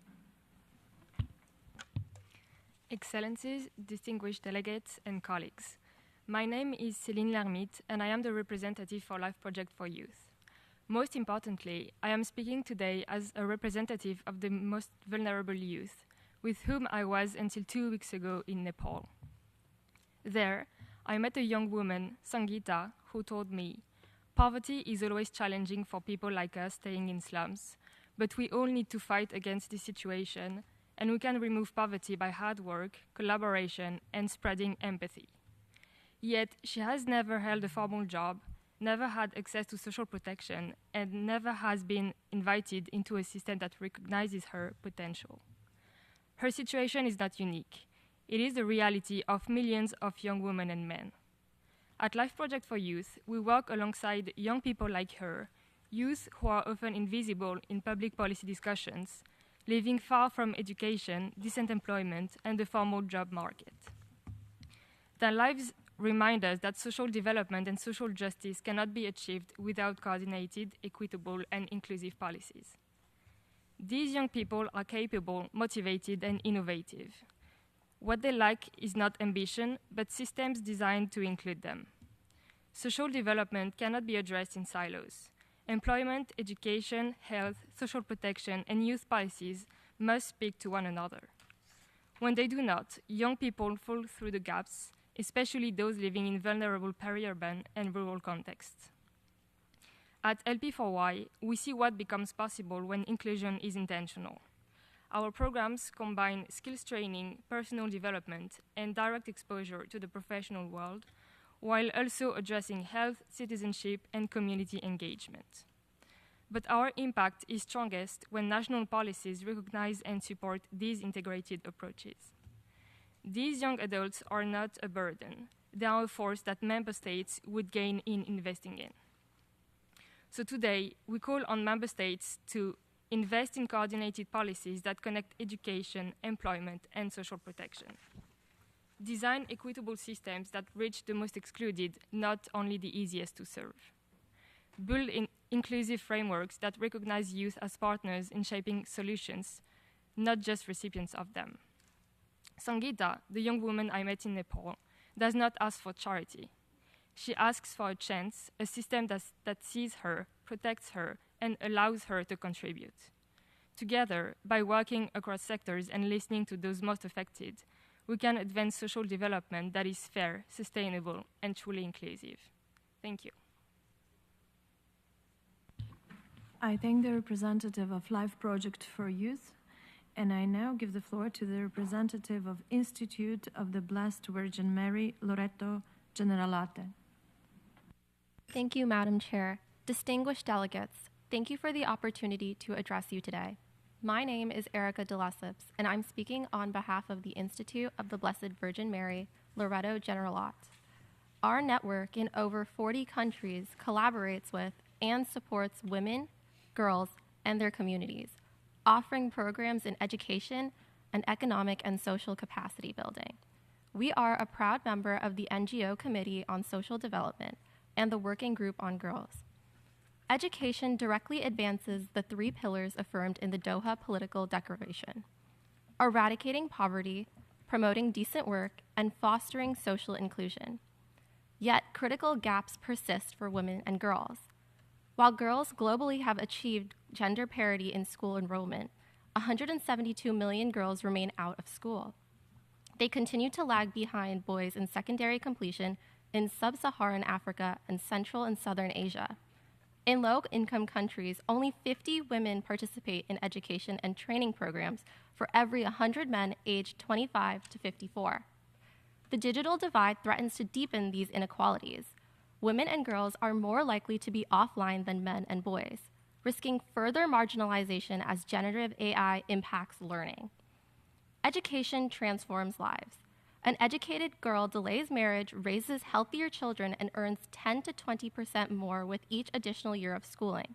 She becomes an agent of change, breaking cycles of poverty across generations. To advance social development grounded in social justice, countries must prioritize inclusive policies and financing that simultaneously addresses access, learning, and equity, scale up quality early childhood education, enforcing legal guarantees for free and compulsory education, closing digital and infrastructure gaps for women and girls, especially in least developed countries, and expanding lifelong learning opportunities for marginalized populations. Reduce direct and indirect costs for families through cash and in-kind transfers, scholarships, and stipends, and strengthen country capacity to collect, analyze, and use disaggregated data as well as gender intersectional data as a foundation for inclusive and coherent policymaking. To realize social justice, we must address and counter any and all barriers to full and meaningful inclusion of women and girls in all aspects of society. Thank you, Madam Chair. I thank the representative of Institute of the Blessed Virgin Mary, Loreto Generalate, and I give the floor to the representative of Brahma Kumari's World Spiritual University. Thank you, Madam Chair, Excellencies, distinguished delegates, and partners in the global pursuit of the Sustainable Development Goals. We stand at a critical juncture where the limitations of our progress are not often found in a lack of technical solutions, but in an urgent need to enable and empower human consciousness, to overcome material barriers through the indomitable spiritual resources enshrined within each one of us. For decades, we have seen the emergence of siloed approaches, resulting in fragmented programs and results. To fulfill the spiritual and ethical vision of the Doha Declaration, we must address the root cause of this inertia by strengthening the inner capacity of those on the front lines. We launched the SIT, Soul Instrument Trustee Consciousness Program, with a spiritual vision to provide a simple toolkit that can be easily integrated into our daily lives. After multiple iterations, the SIT initiative has provided emerging evidence as a transformative initiative with promise to shift the global social movement sector from ownership to stewardship and from isolated competition to beneficial collaboration. Rigorous independent analysis of our pilot programs indicates that SIT fosters significant growth in well-being, balanced self-awareness, and professional reflection. Parameters we felt are critical to build the capacity of frontline staff. Our evidence journey has already reached over 820 change makers over 64 countries, providing them with the resilience to manage burnout and the strategic clarity to transform high-pressure environments into spaces of focused energy. By recognizing our shared humanity through soul consciousness and viewing our organizational resources as a trust to be stewarded, we can approach world transformation through a collective spirit of unity. We invite you to join this global movement as we scale this free, digital-first resource to reach 10,000 change makers within its first year. Our implementation model is designed for seamless, low-friction integration into your existing programs across 5 critical verticals: youth, climate action, women empowerment, health, and rural livelihoods. We urge you to adapt, amplify, and champion this framework within your own institutions. Together, we can move beyond us versus them mentality and build a unified force capable of achieving a just transition for all humanity. Let us co-invest in the inner resilience of our people to ensure that our external efforts lead to lasting, sustainable change. Please visit justsit.world to join the movement. Om Shanti. Thank you. I thank the representative of Brahma Kumari's World Spiritual University, and I now give the floor to the representative of Asian Pacific Resource and Research Center for Women, ARROW. Thank you, Chair. I speak on behalf of the Asian Pacific Resource and Research Center for Women, ARROW, Women's Major Group, and 14 national-level partners from across Asia and the Pacific region. Grounded in the Copenhagen and the Doha Political Declaration, we reaffirm that universal health coverage, inclusive of sexual and reproductive health and rights, is fundamental to poverty eradication and social development, ensuring equitable access to quality health services and reducing the structural drivers of poverty that disproportionately affect women, especially older women, young people, and marginalized communities. We urge member states to advance universal, publicly financed, and non-discriminatory social protection systems, including universal health coverage that leave no one behind to truly achieve zero poverty and sustain social development. Our recommendations are: increase and sustain public investment in health and social protection, ensuring women, girls, and young people in all their diversity have uninterrupted, safe, and timely access to comprehensive, quality sexual and reproductive health information and services across the life course, including contraception, respectful maternal and newborn care, sexually transmitted infections, reproductive tract infections, HIV, antiretroviral therapy, and reproductive cancer prevention and treatment, which are essential and life-saving health services. Ensure full implementation, follow-up, and review of the Doha and Copenhagen Declaration at global, regional, and national levels. The review must center the leadership and meaningful participation of women, girls, and young people in all their diversity. guarantee accessible, affordable, and quality sexual and reproductive health services in the context of climate crises, addressing compounded barriers faced by indigenous peoples, persons with disabilities, and communities living in poverty. Integrate sexual and reproductive health information and services into the national crisis, disaster, and climate response policies, with affected women, girls, and young people meaningfully involved in planning, financing, and implementation. Ensure comprehensive, inclusive, and rights-based integration of sexual and reproductive health and rights into national policies and development frameworks supported by multi-sectoral and interministerial coordination mechanisms for effective monitoring and delivery. Arrow and our partners, along with the women's major groups, stand ready to contribute to this agenda and to work with member states and stakeholders. I thank you. I thank the representative of Asian Pacific Resource and Research Center for Women, Arrow, and I now give the floor to the representative of Children and Youth International. Distinguished Chair, Excellencies, and fellow advocates, my name is Ellen Creda Dell, and I join you today as a young woman, as a migrant who fled due to challenging medical circumstances, and a technologist who has spent the last decade building systems where policy meets lived experiences. Growing up, I navigated under-resourced schools and inaccessible care systems, which taught me early that social development is not just a policy concept. It is the difference between being seen or overlooked, supported or left behind. And as we convene to advance social development in 2026, we need to recognize that the digital and social contracts of our era are now inseparable. Firstly, we must prioritize social justice by investing in inclusive digital public goods that work in low-resource settings. In my professional work designing AI governance tools and advising UN data initiatives, I have seen how embedding privacy, accountability, and inclusion at the infrastructure level transforms outcomes and closes opportunity gaps. This necessity led me to found Program Your Future at age 17, where we now support over 500,000 underrepresented youth through multilingual, offline-first mentorship and AI-powered skill development and employment pathways. By leveraging machine learning to identify barriers early and personalize learning-to-earning journeys, we move beyond single digital access to true digital dignity. Such evidence-based models operationalize SDGs 4, 5, 8, and 10 by embedding coordinated, equitable, and inclusive policies directly into system design, thereby effectively eliminating the socioeconomic barriers that prevent at-risk underrepresented children and youth from flourishing in an increasingly complex world. Secondly, we must adopt rights-preserving artificial intelligence governance. As a product design leader, I work to ensure that technology is not just powerful, but principled. I have learned what gets measured gets funded.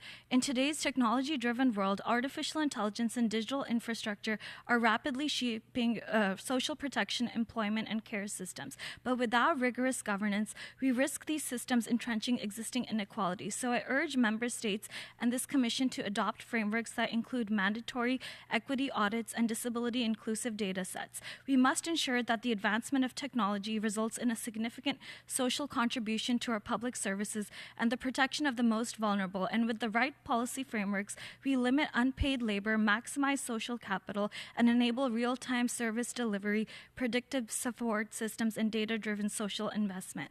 Lastly, we must formalize youth co-creation mechanisms so that young people can help design the systems reshaping their futures. Young people are not just the future of social development. We are the primary drivers of innovation and digital engagement in the 21st century. True social justice requires a shift from consulting youth to co-creating with them, ensuring that child-specific considerations are embedded in the very architecture of our policies. Because what gets designed with communities gets sustained, and so we call for the establishment of permanent youth-led monitoring mechanisms within social protection frameworks to ensure that social investments are directed toward the actual needs and aspirations of the younger generation. So, Excellencies, our sessions this week truly give us a moment to be bold and be a heartbeat for this commission. Let's work together to turn innovation into inclusion, data into dignity, and policy into possibility. If we lead with courage and compassion, we can build systems that do more than serve people. We can build systems that see them. And when we center youth, protect rights, and design for belonging, we not only advance social development and justice globally, we also shape a future worthy of the next generation. I thank you. I thank the representative of Children and Youth International, and I now give the floor to the representative of Sisters of Mercy of the Americas. Thank you, Madam Chair. Excellencies, distinguished delegates, dear colleagues, I am delivering the statement in my role as chair of the NGO Committee on Migration. We welcome the adoption of the Doha Declaration on Social Development and its renewed commitment to inclusive, equitable, and rights-based social development. The Declaration explicitly recognizes that migration is a key dimension of inclusive growth and sustainable development and calls for policies that protect the human rights and fundamental freedoms of all people on the move, regardless of their migration status. In this challenging political moment, where migrants are increasingly criminalized and excluded rather than welcomed and uplifted, we must ensure that these commitments are translated into concrete action. People on the move are essential contributors to the social fabric and economies of communities in countries of origin, transit, and destination. Yet they remain disproportionately excluded from social protection, housing, healthcare, education, and labor rights. This exclusion deepens inequality and undermines social cohesion.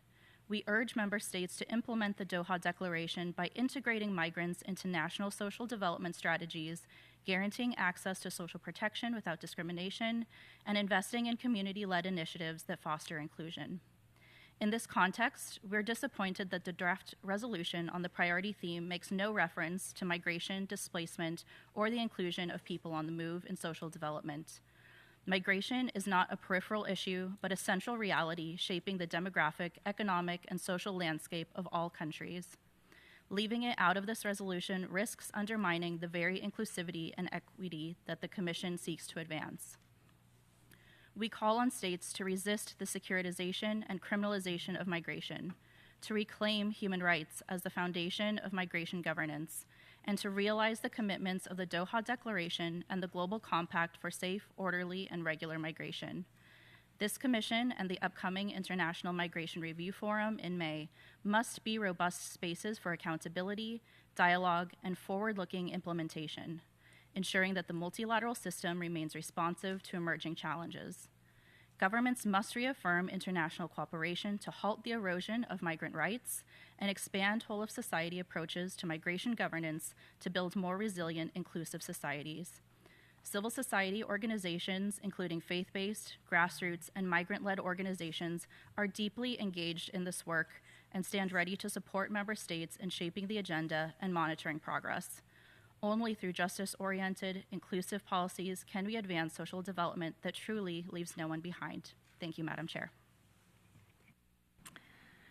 I thank the representative of Sisters of Mercy of the Americas, and I now give the floor to the representative of the Blue Tree Foundation. And distinguished delegates, I am speaking on behalf of the Blue Tree Foundation, a youth NGO from the Republic of Korea established by a father who lost his only son to school violence. For over 30 years, BTF has worked to build a society free from violence. Today, AI and automated systems are accelerating risks related to cyber violence, the digital divide, and youth protection, placing AI at a critical turning point. While it can advance social justice, it is also amplifying harm that disproportionately affects youth. Youth rapidly adopt new technologies, yet the harms and violations of dignity they experience on platforms often outpace policy responses. Effective AI governance must therefore move beyond abstract principles and be informed by lived experience. In response, we propose 4 priorities. First, inclusive global ethical guidelines on AI must explicitly incorporate youth protection and reflect the lived experiences of civil society and youth. Accordingly, BTF has proposed youth protection policies to global platforms, which have been reflected in safety features and guidelines. Second, a shared international framework is needed to assess AI systems against dignity, safety, equity, and accountability, ensuring companies uphold core principles across the AI lifecycle. Third, access to existing policies and protection mechanisms must be strengthened so victims can reach pathways for recovery and empowerment. In response, BTF partners with global technology companies to deliver responsible AI use education. Fourth, an international cooperation framework supported by an integrated digital platform is needed to connect policy, monitoring, and information sharing, ensuring coherence and efficiency. In the Republic of Korea, a legal and institutional prevention model links nationwide school-based education with civil society delivery and private sector support. By aligning policy design with field implementation, this model translates prevention into practice and demonstrates how field-based governance can be scaled internationally. BTF stands ready to partner with the UN through a field policy cycle AI governance model, protecting youth dignity and strengthening social development for all. Thank you. I thank the representative of the Blue Tree Foundation, and I now give the floor to the representative of the International Relations Students Association of McGill University. Thank you, Madam Chair. My name is Jeanne Gonel, and I am delivering this statement on behalf of the McGill Youth Advisory Delegation. We are currently witnessing a period of transition in the international order, where the global system that CSocD has acted under for decades is now under serious threat. Stakeholders are withdrawing from constant commitments. Budget cuts are undermining key programs, and participation continues to dwindle. The very relevance of forums such as these are increasingly under question. Institutional drift is not unavoidable, but the UN's reinvention must begin by questioning who gets a say and through what mechanisms. Across the world, trust in institutions, whether political, economic, or educational, is rapidly declining. This erosion of trust is not a coincidence. It reflects an enduring disconnect between decision-making bodies and the lived experiences of those affected by them. As a result, distrust transforms institutions from vehicle of progress into distant performative entities. Not surprisingly, this gap makes people turn to demagogues that seems to listen to them and to represent them, capitalizing on people's distrust and feeding the rise of authoritarianism. This tendency is particularly felt among youth. Sadly, institutional attempts to include youth fall short of real collaboration. Experience, input, as well as social capital are being extracted from youth, while denying them any real influence. The United Nations is no exception to this observation, as performative positions, consultations, as well as unpaid internships reproduce the same barriers that systematically deny marginalized youth political agency. As the most prominent forum in the multilateral decision-making sphere, the United Nations and its actors bear the responsibility of setting a global standard by ensuring that all voices are equitably represented. To foster dialogue with and among civil society actors, barriers to participation need to be lowered, particularly for young people from disadvantaged socioeconomic backgrounds. Young people are not simply the future generation that will inherit the world of tomorrow.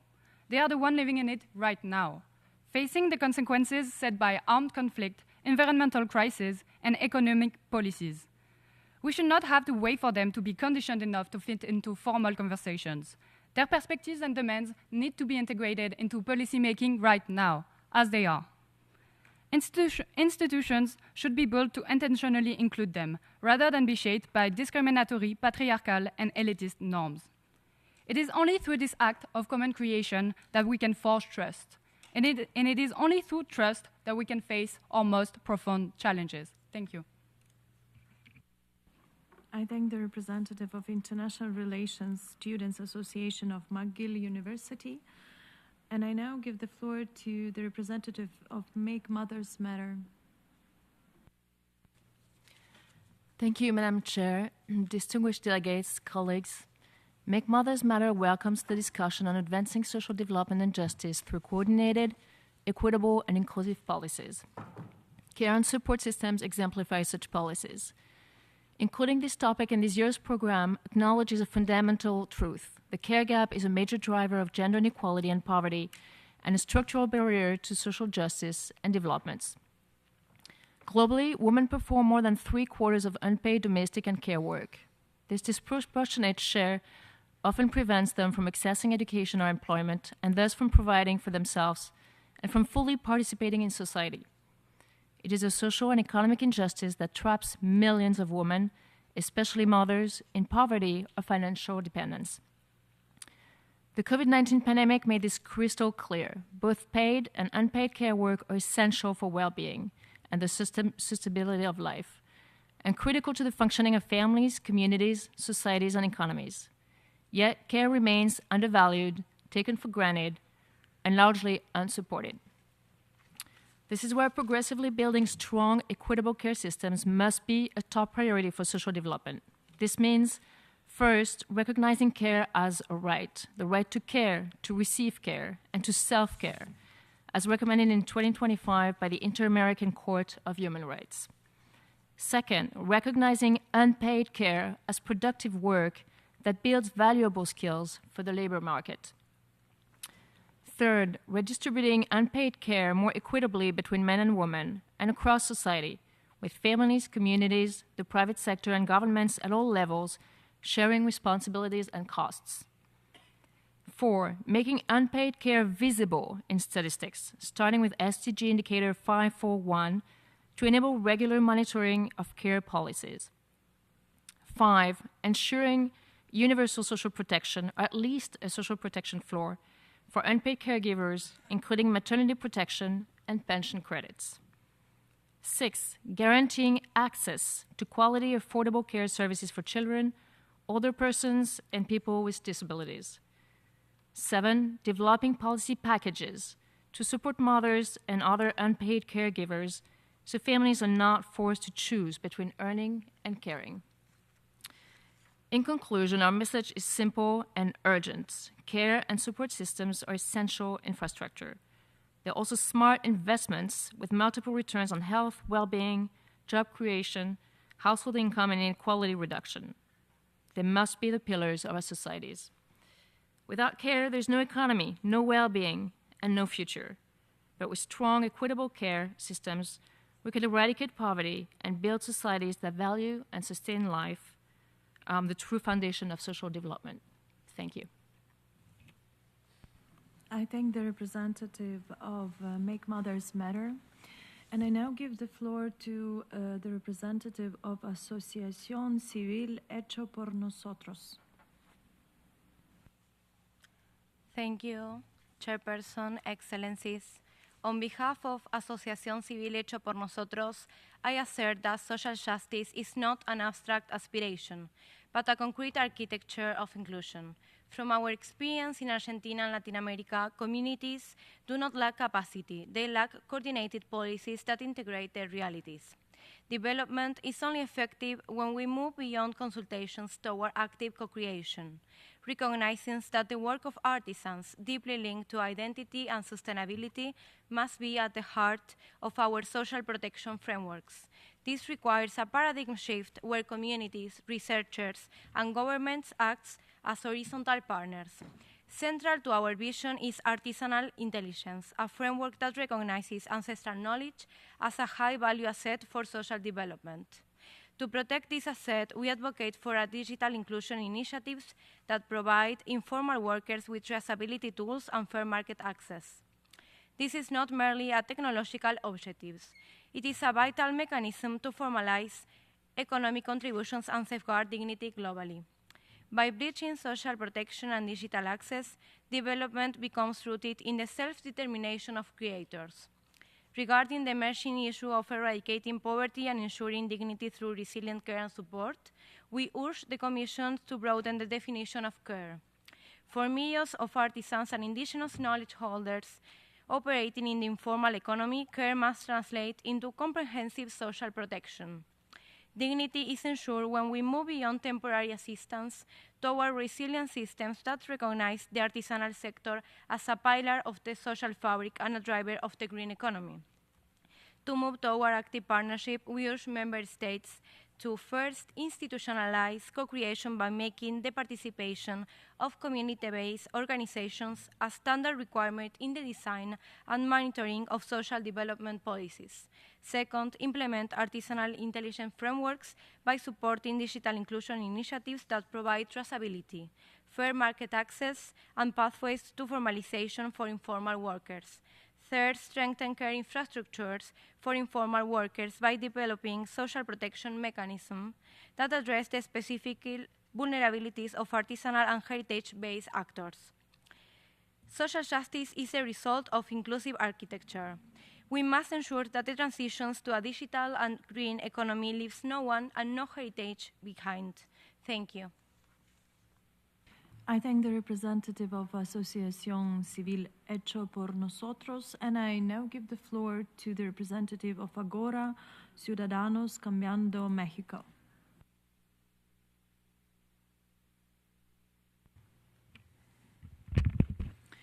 Chair, Excellencies, distinguished delegates, on behalf of Agora, a global innovation center dedicated to promoting evidence-based policies centered on peace, social justice, and the Sustainable Development Goals, I'd like to express our appreciation for the rich deliberations observed during this session so far.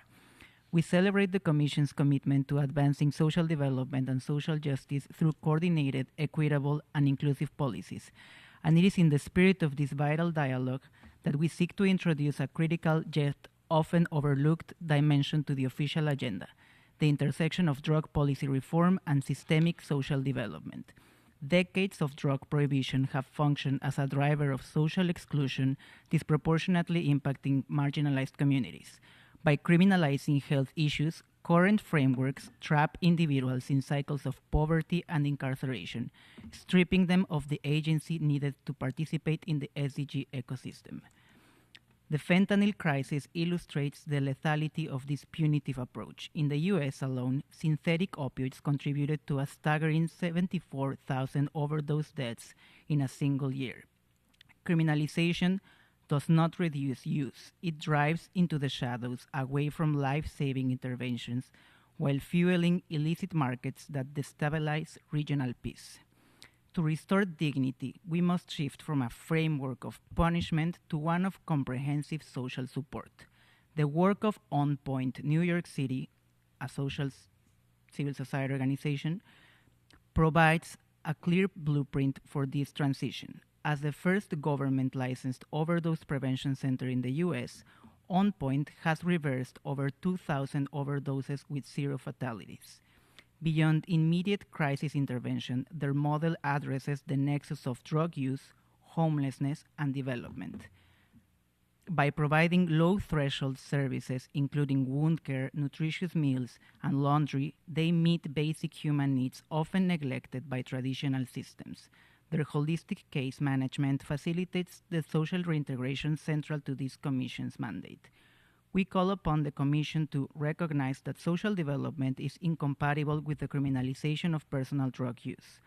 We urge Member States to redirect resources from enforcement to coordinated health and social services. We urge the Commission to scale up local evidence-based practices that prioritize human rights over incarceration.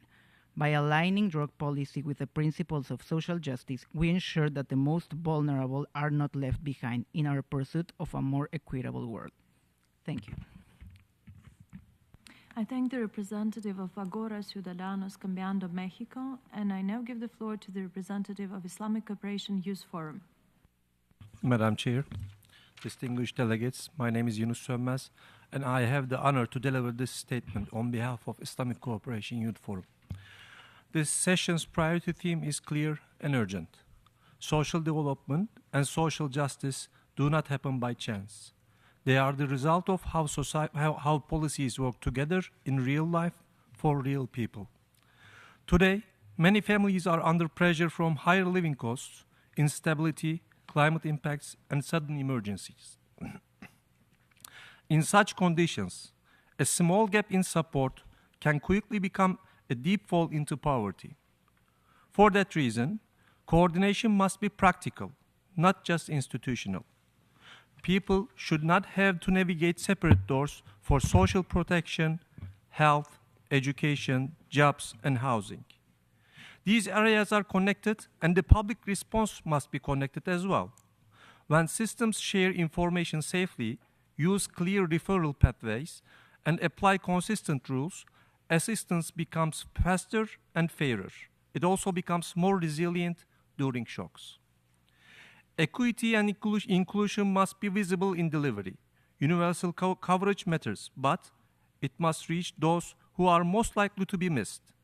This includes children and youth living in poverty, persons with disabilities, rural communities, displaced populations, and young women who often carry the largest share of unpaid care. Inclusion means accessible services, outreach at community level, and support that matches the barriers people face, whether those barriers are distance, documentation, language, or digital access. The emerging issue reminds us that poverty is not only about low income, it is also about dignity. A resilient care and a support system protects people before hardship becomes permanent. It supports families early, strengthens mental health and psychological services, improves disability inclusive care, and responds to the needs of the older persons. It also recognizes the care of workforce. Care workers are caregivers, should be trained, protected, and supported because care is not a side topic. It is a social infrastructure. In this context, ICYF works to amplify youth as partners in solutions. We promote youth employability and skills so young people can enter decent work and build stable lives. We support youth-led social initiatives and community volunteering that can reach vulnerable households quickly, especially in times of crisis.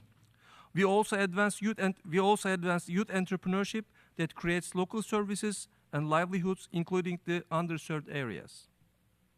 We value our engagement with the United Nations system. Under our ECOSOC consultative status, ICYF seeks practical cooperation with the UN platforms and the partners to strengthen inclusive youth participation and accelerate implementation on the ground. We appreciate this Commission's space for dialogue and coordination. We encourage member states and partners to build connected policies, invest in dignity-centered care systems, and place people, especially youth, at the center of design and monitoring. Thank you very much. I thank the representative of Islamic Cooperation Youth Forum, and I now give the floor to the representative of Global Organization for Sustainable Development Goals. Your Excellency, my name is Valerie Reynoso, and I'm the United Nations Permanent Representative and Executive Vice President, Legal Affairs of the Global Organization for Sustainable Development Goals, Inc., a New York-based nonprofit organization committed to accelerating social development and the Sustainable Development Goals.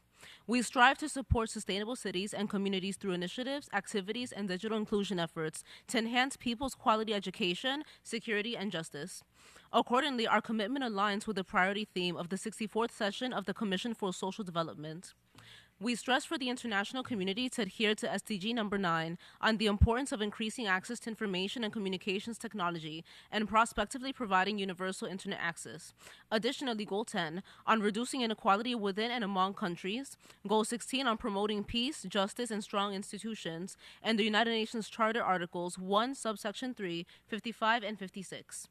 On international obligations regarding social infrastructures and equitable systems and policies. We believe that the international community can prioritize accelerating socioeconomic development, strengthening social justice, and modernizing governmental and legal institutions with a technological perspective through community engagement, public policy enhancement, and inclusive decision-making.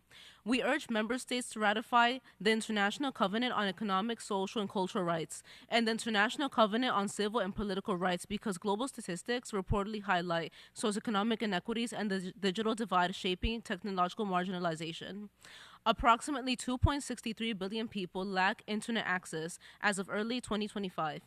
Expanding worldwide internet access could lift 7% of the world's population out of extreme poverty and boost the global economy by $6.7 trillion, as income is a major determinant of technological access. Internet penetration is 93.1% in the European Union as of 2023, 93.1% in the US as of 2025, 65% in Latin America as of 2025, 51% in the Asia Pacific, and 28% in Africa as of 2024.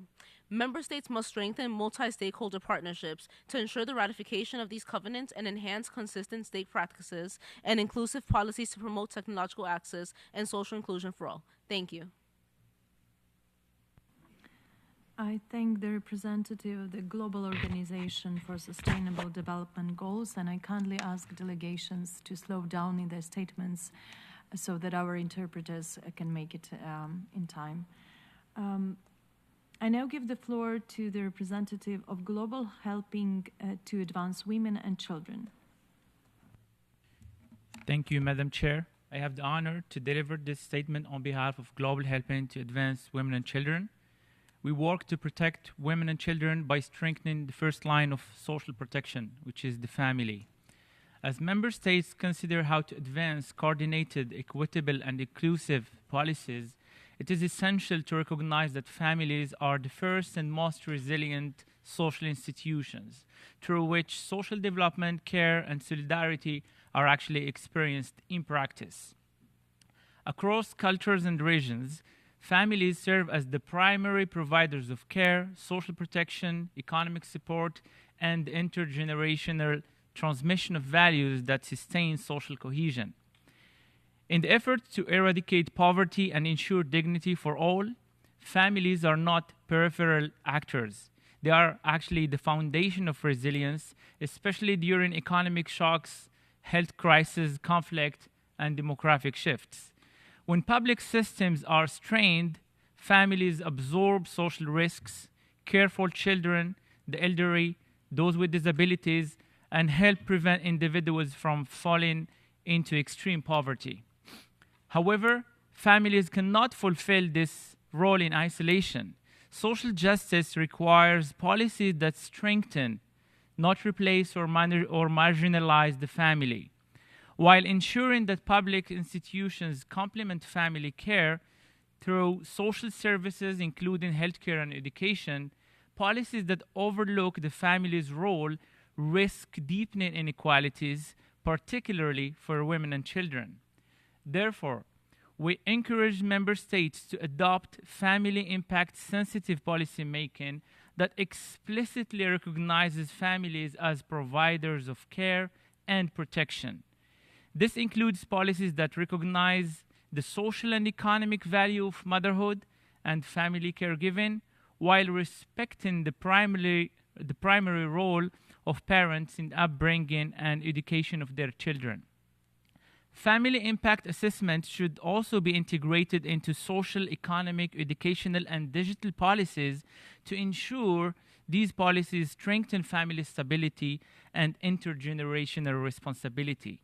Madam Chair, resilient care and support systems must also include robust child protection frameworks that safeguard children from third-party risks outside the family, particularly in the digital environment.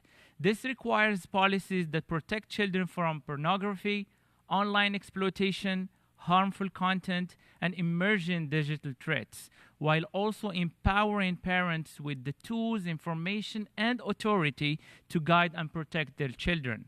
Advancing social development and justice, therefore, demands coordinated policies that support families, uphold parental rights and responsibility, and place the dignity, safety, and well-being of children at the center of inclusive and equitable development strategies. I thank you, Madam Chair. I thank the representative of Global Helping to Advance Women and Children, and I now give the floor to the representative of Odisha. Chair, Excellencies and distinguished delegates, I, Adya Gaur, a 19-year-old student from Delhi, speaks on behalf of Odisha, an Indian civil society organization working for education, employment, and sustainable development, addressing the priority theme, advancing social development and social justice through coordinated, equitable, and inclusive policies. Today, I bring to this commission the voice of India's 104 million tribal women, 8.6% of our population, trapped in a healthcare crisis that demands urgent coordinated actions. Consider the stark disparities. Infant mortality among tribal communities, 41.6 to 44 per 100,000 live births, far above the national average of 35. Under 5 mortality, 50 per 1,000 versus 42 nationally. Only 25% receive complete health care. Just 37% get postnatal care within 48 hours. Over 60% suffer severe anemia, driving pregnancy and complications. Because geographical isolation forces women to trek hours over treacherous terrains. Primary health centers suffer chronic staff shortage. Illiteracy exceeds 40%. Poverty creates a vicious health cycle. Odisha calls for coordinated, equitable, inclusive solutions. Firstly, culturally competent health systems that honor tribal languages, beliefs, and traditional healers alongside evidence-based care. Secondly, last mile access through community health navigators, mobile clinics, and transport networks. Thirdly, strengthened workforce and data systems, including dedicated tribal maternal mortality monitoring. And last but not the least, holistic investment in education, nutrition, water, and sanitation. These are not isolated interventions, they form an integrated policy ecosystem advancing social developmental goals 3, 5, and 10. Distinguished delegates, empowering tribal women is not charity, it is social justice. It is the foundation of inclusive development. When tribal mothers survive and thrive, entire community rises. The United Nations, member states, and partners, we urge you to act. Tribal women's health in India's moral and developmental imperative. Let us build coordinated systems that leave no woman behind. Let us advance social justice through equitable and inclusive policies. Thank you, Madam Chair. I thank the representative of Odisha, and I now give the floor to the representative of SOS Kinderdorf International.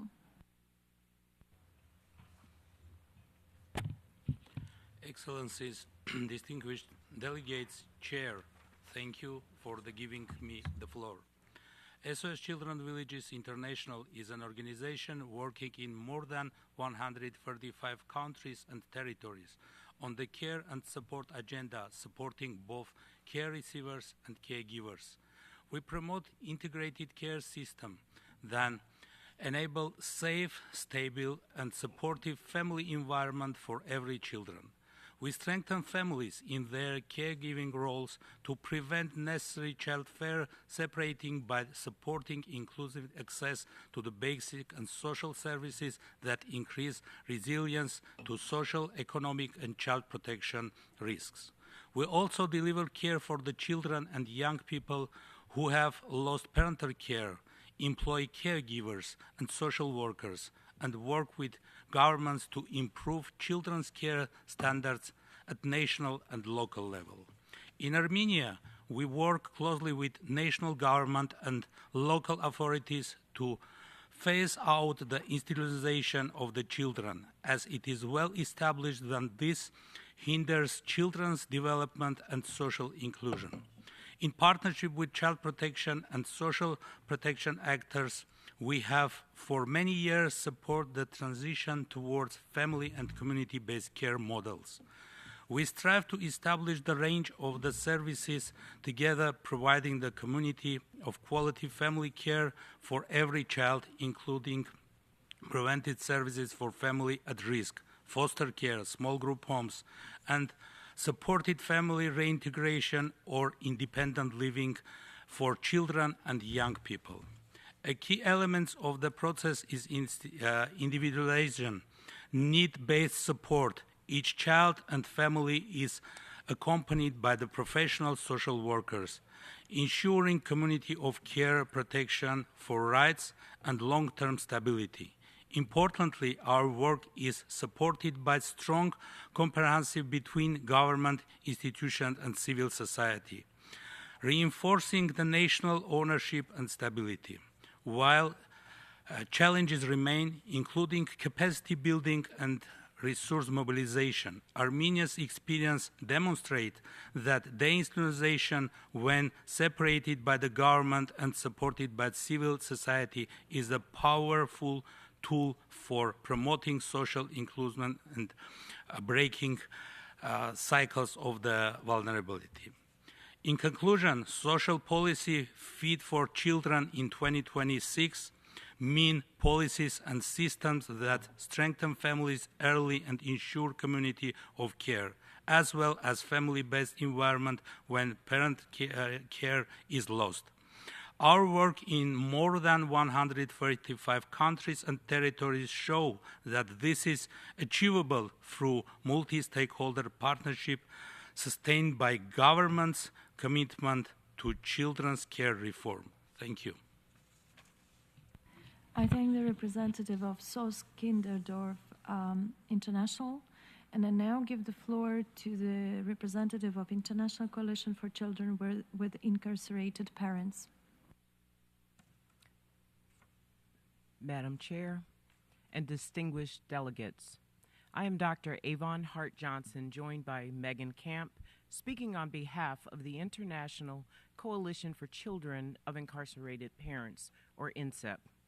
Children with incarcerated parents remain largely invisible within international social development policy frameworks, despite the clear links to poverty, inequality, and intergenerational trauma. While recognized as an adverse childhood experience, affected children are rarely identified, counted, or protected in policy. INCEP seeks to advance evidence-based recommendations through amplifying children's lived experiences, supporting governments and civil society, and translating commitments into policy and practice. Across regions, most member states lack disaggregated data on children impacted by parental incarceration. This results in their exclusion from sustainable development goals and indicators on poverty, quality education, and social protection systems. Therefore, we recommend strengthening safeguarded data collection and formal recognition of these children as a vulnerable group within national strategies and UN reporting mechanisms, including the Commission on Social Development, the Convention on the Rights of the Child, SDG, Voluntary National Review. Megan?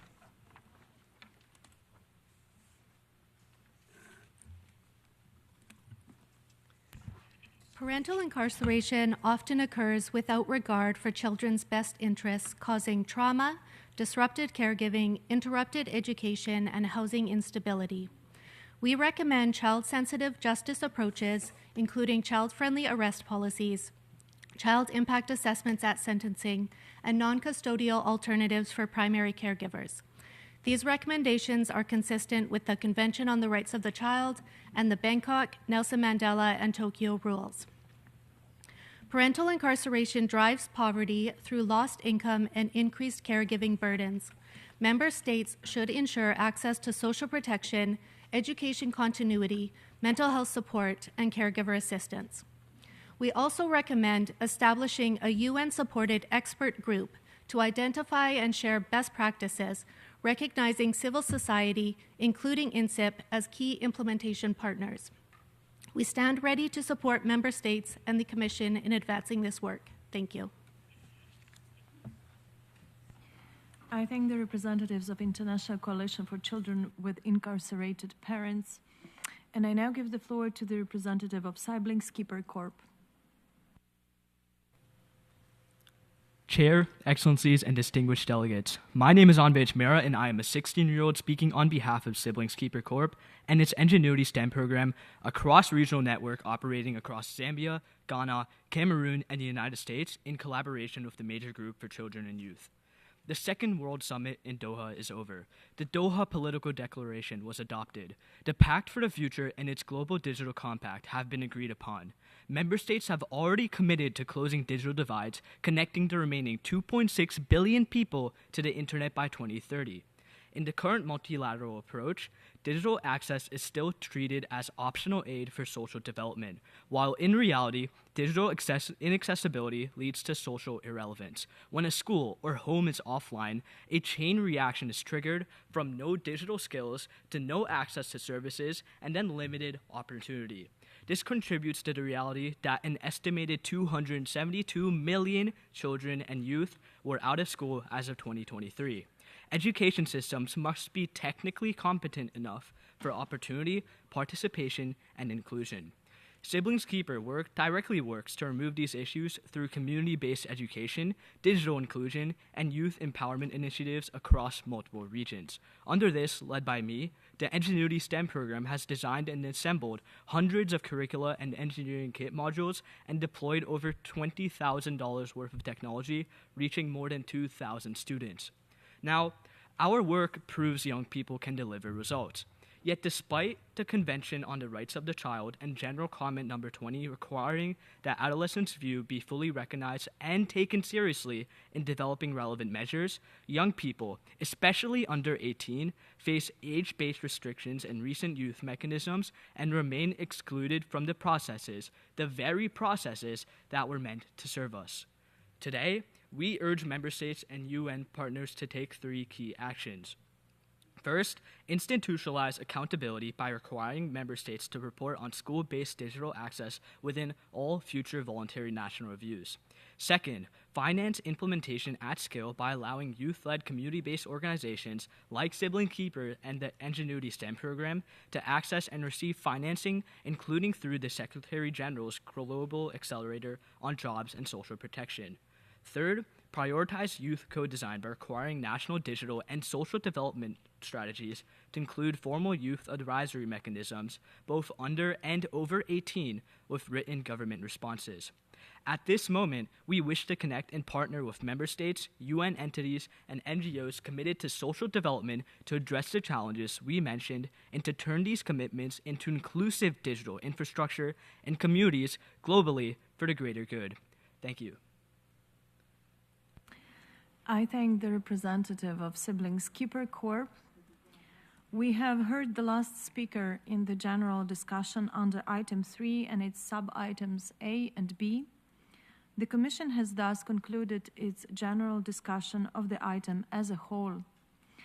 Excellencies, distinguished delegates, on Tuesday, 10 February, the Commission will take action on draft proposals before it, prior to concluding its 64th session. More information on the program of work will be available in the iGov portal and the Journal of the United Nations.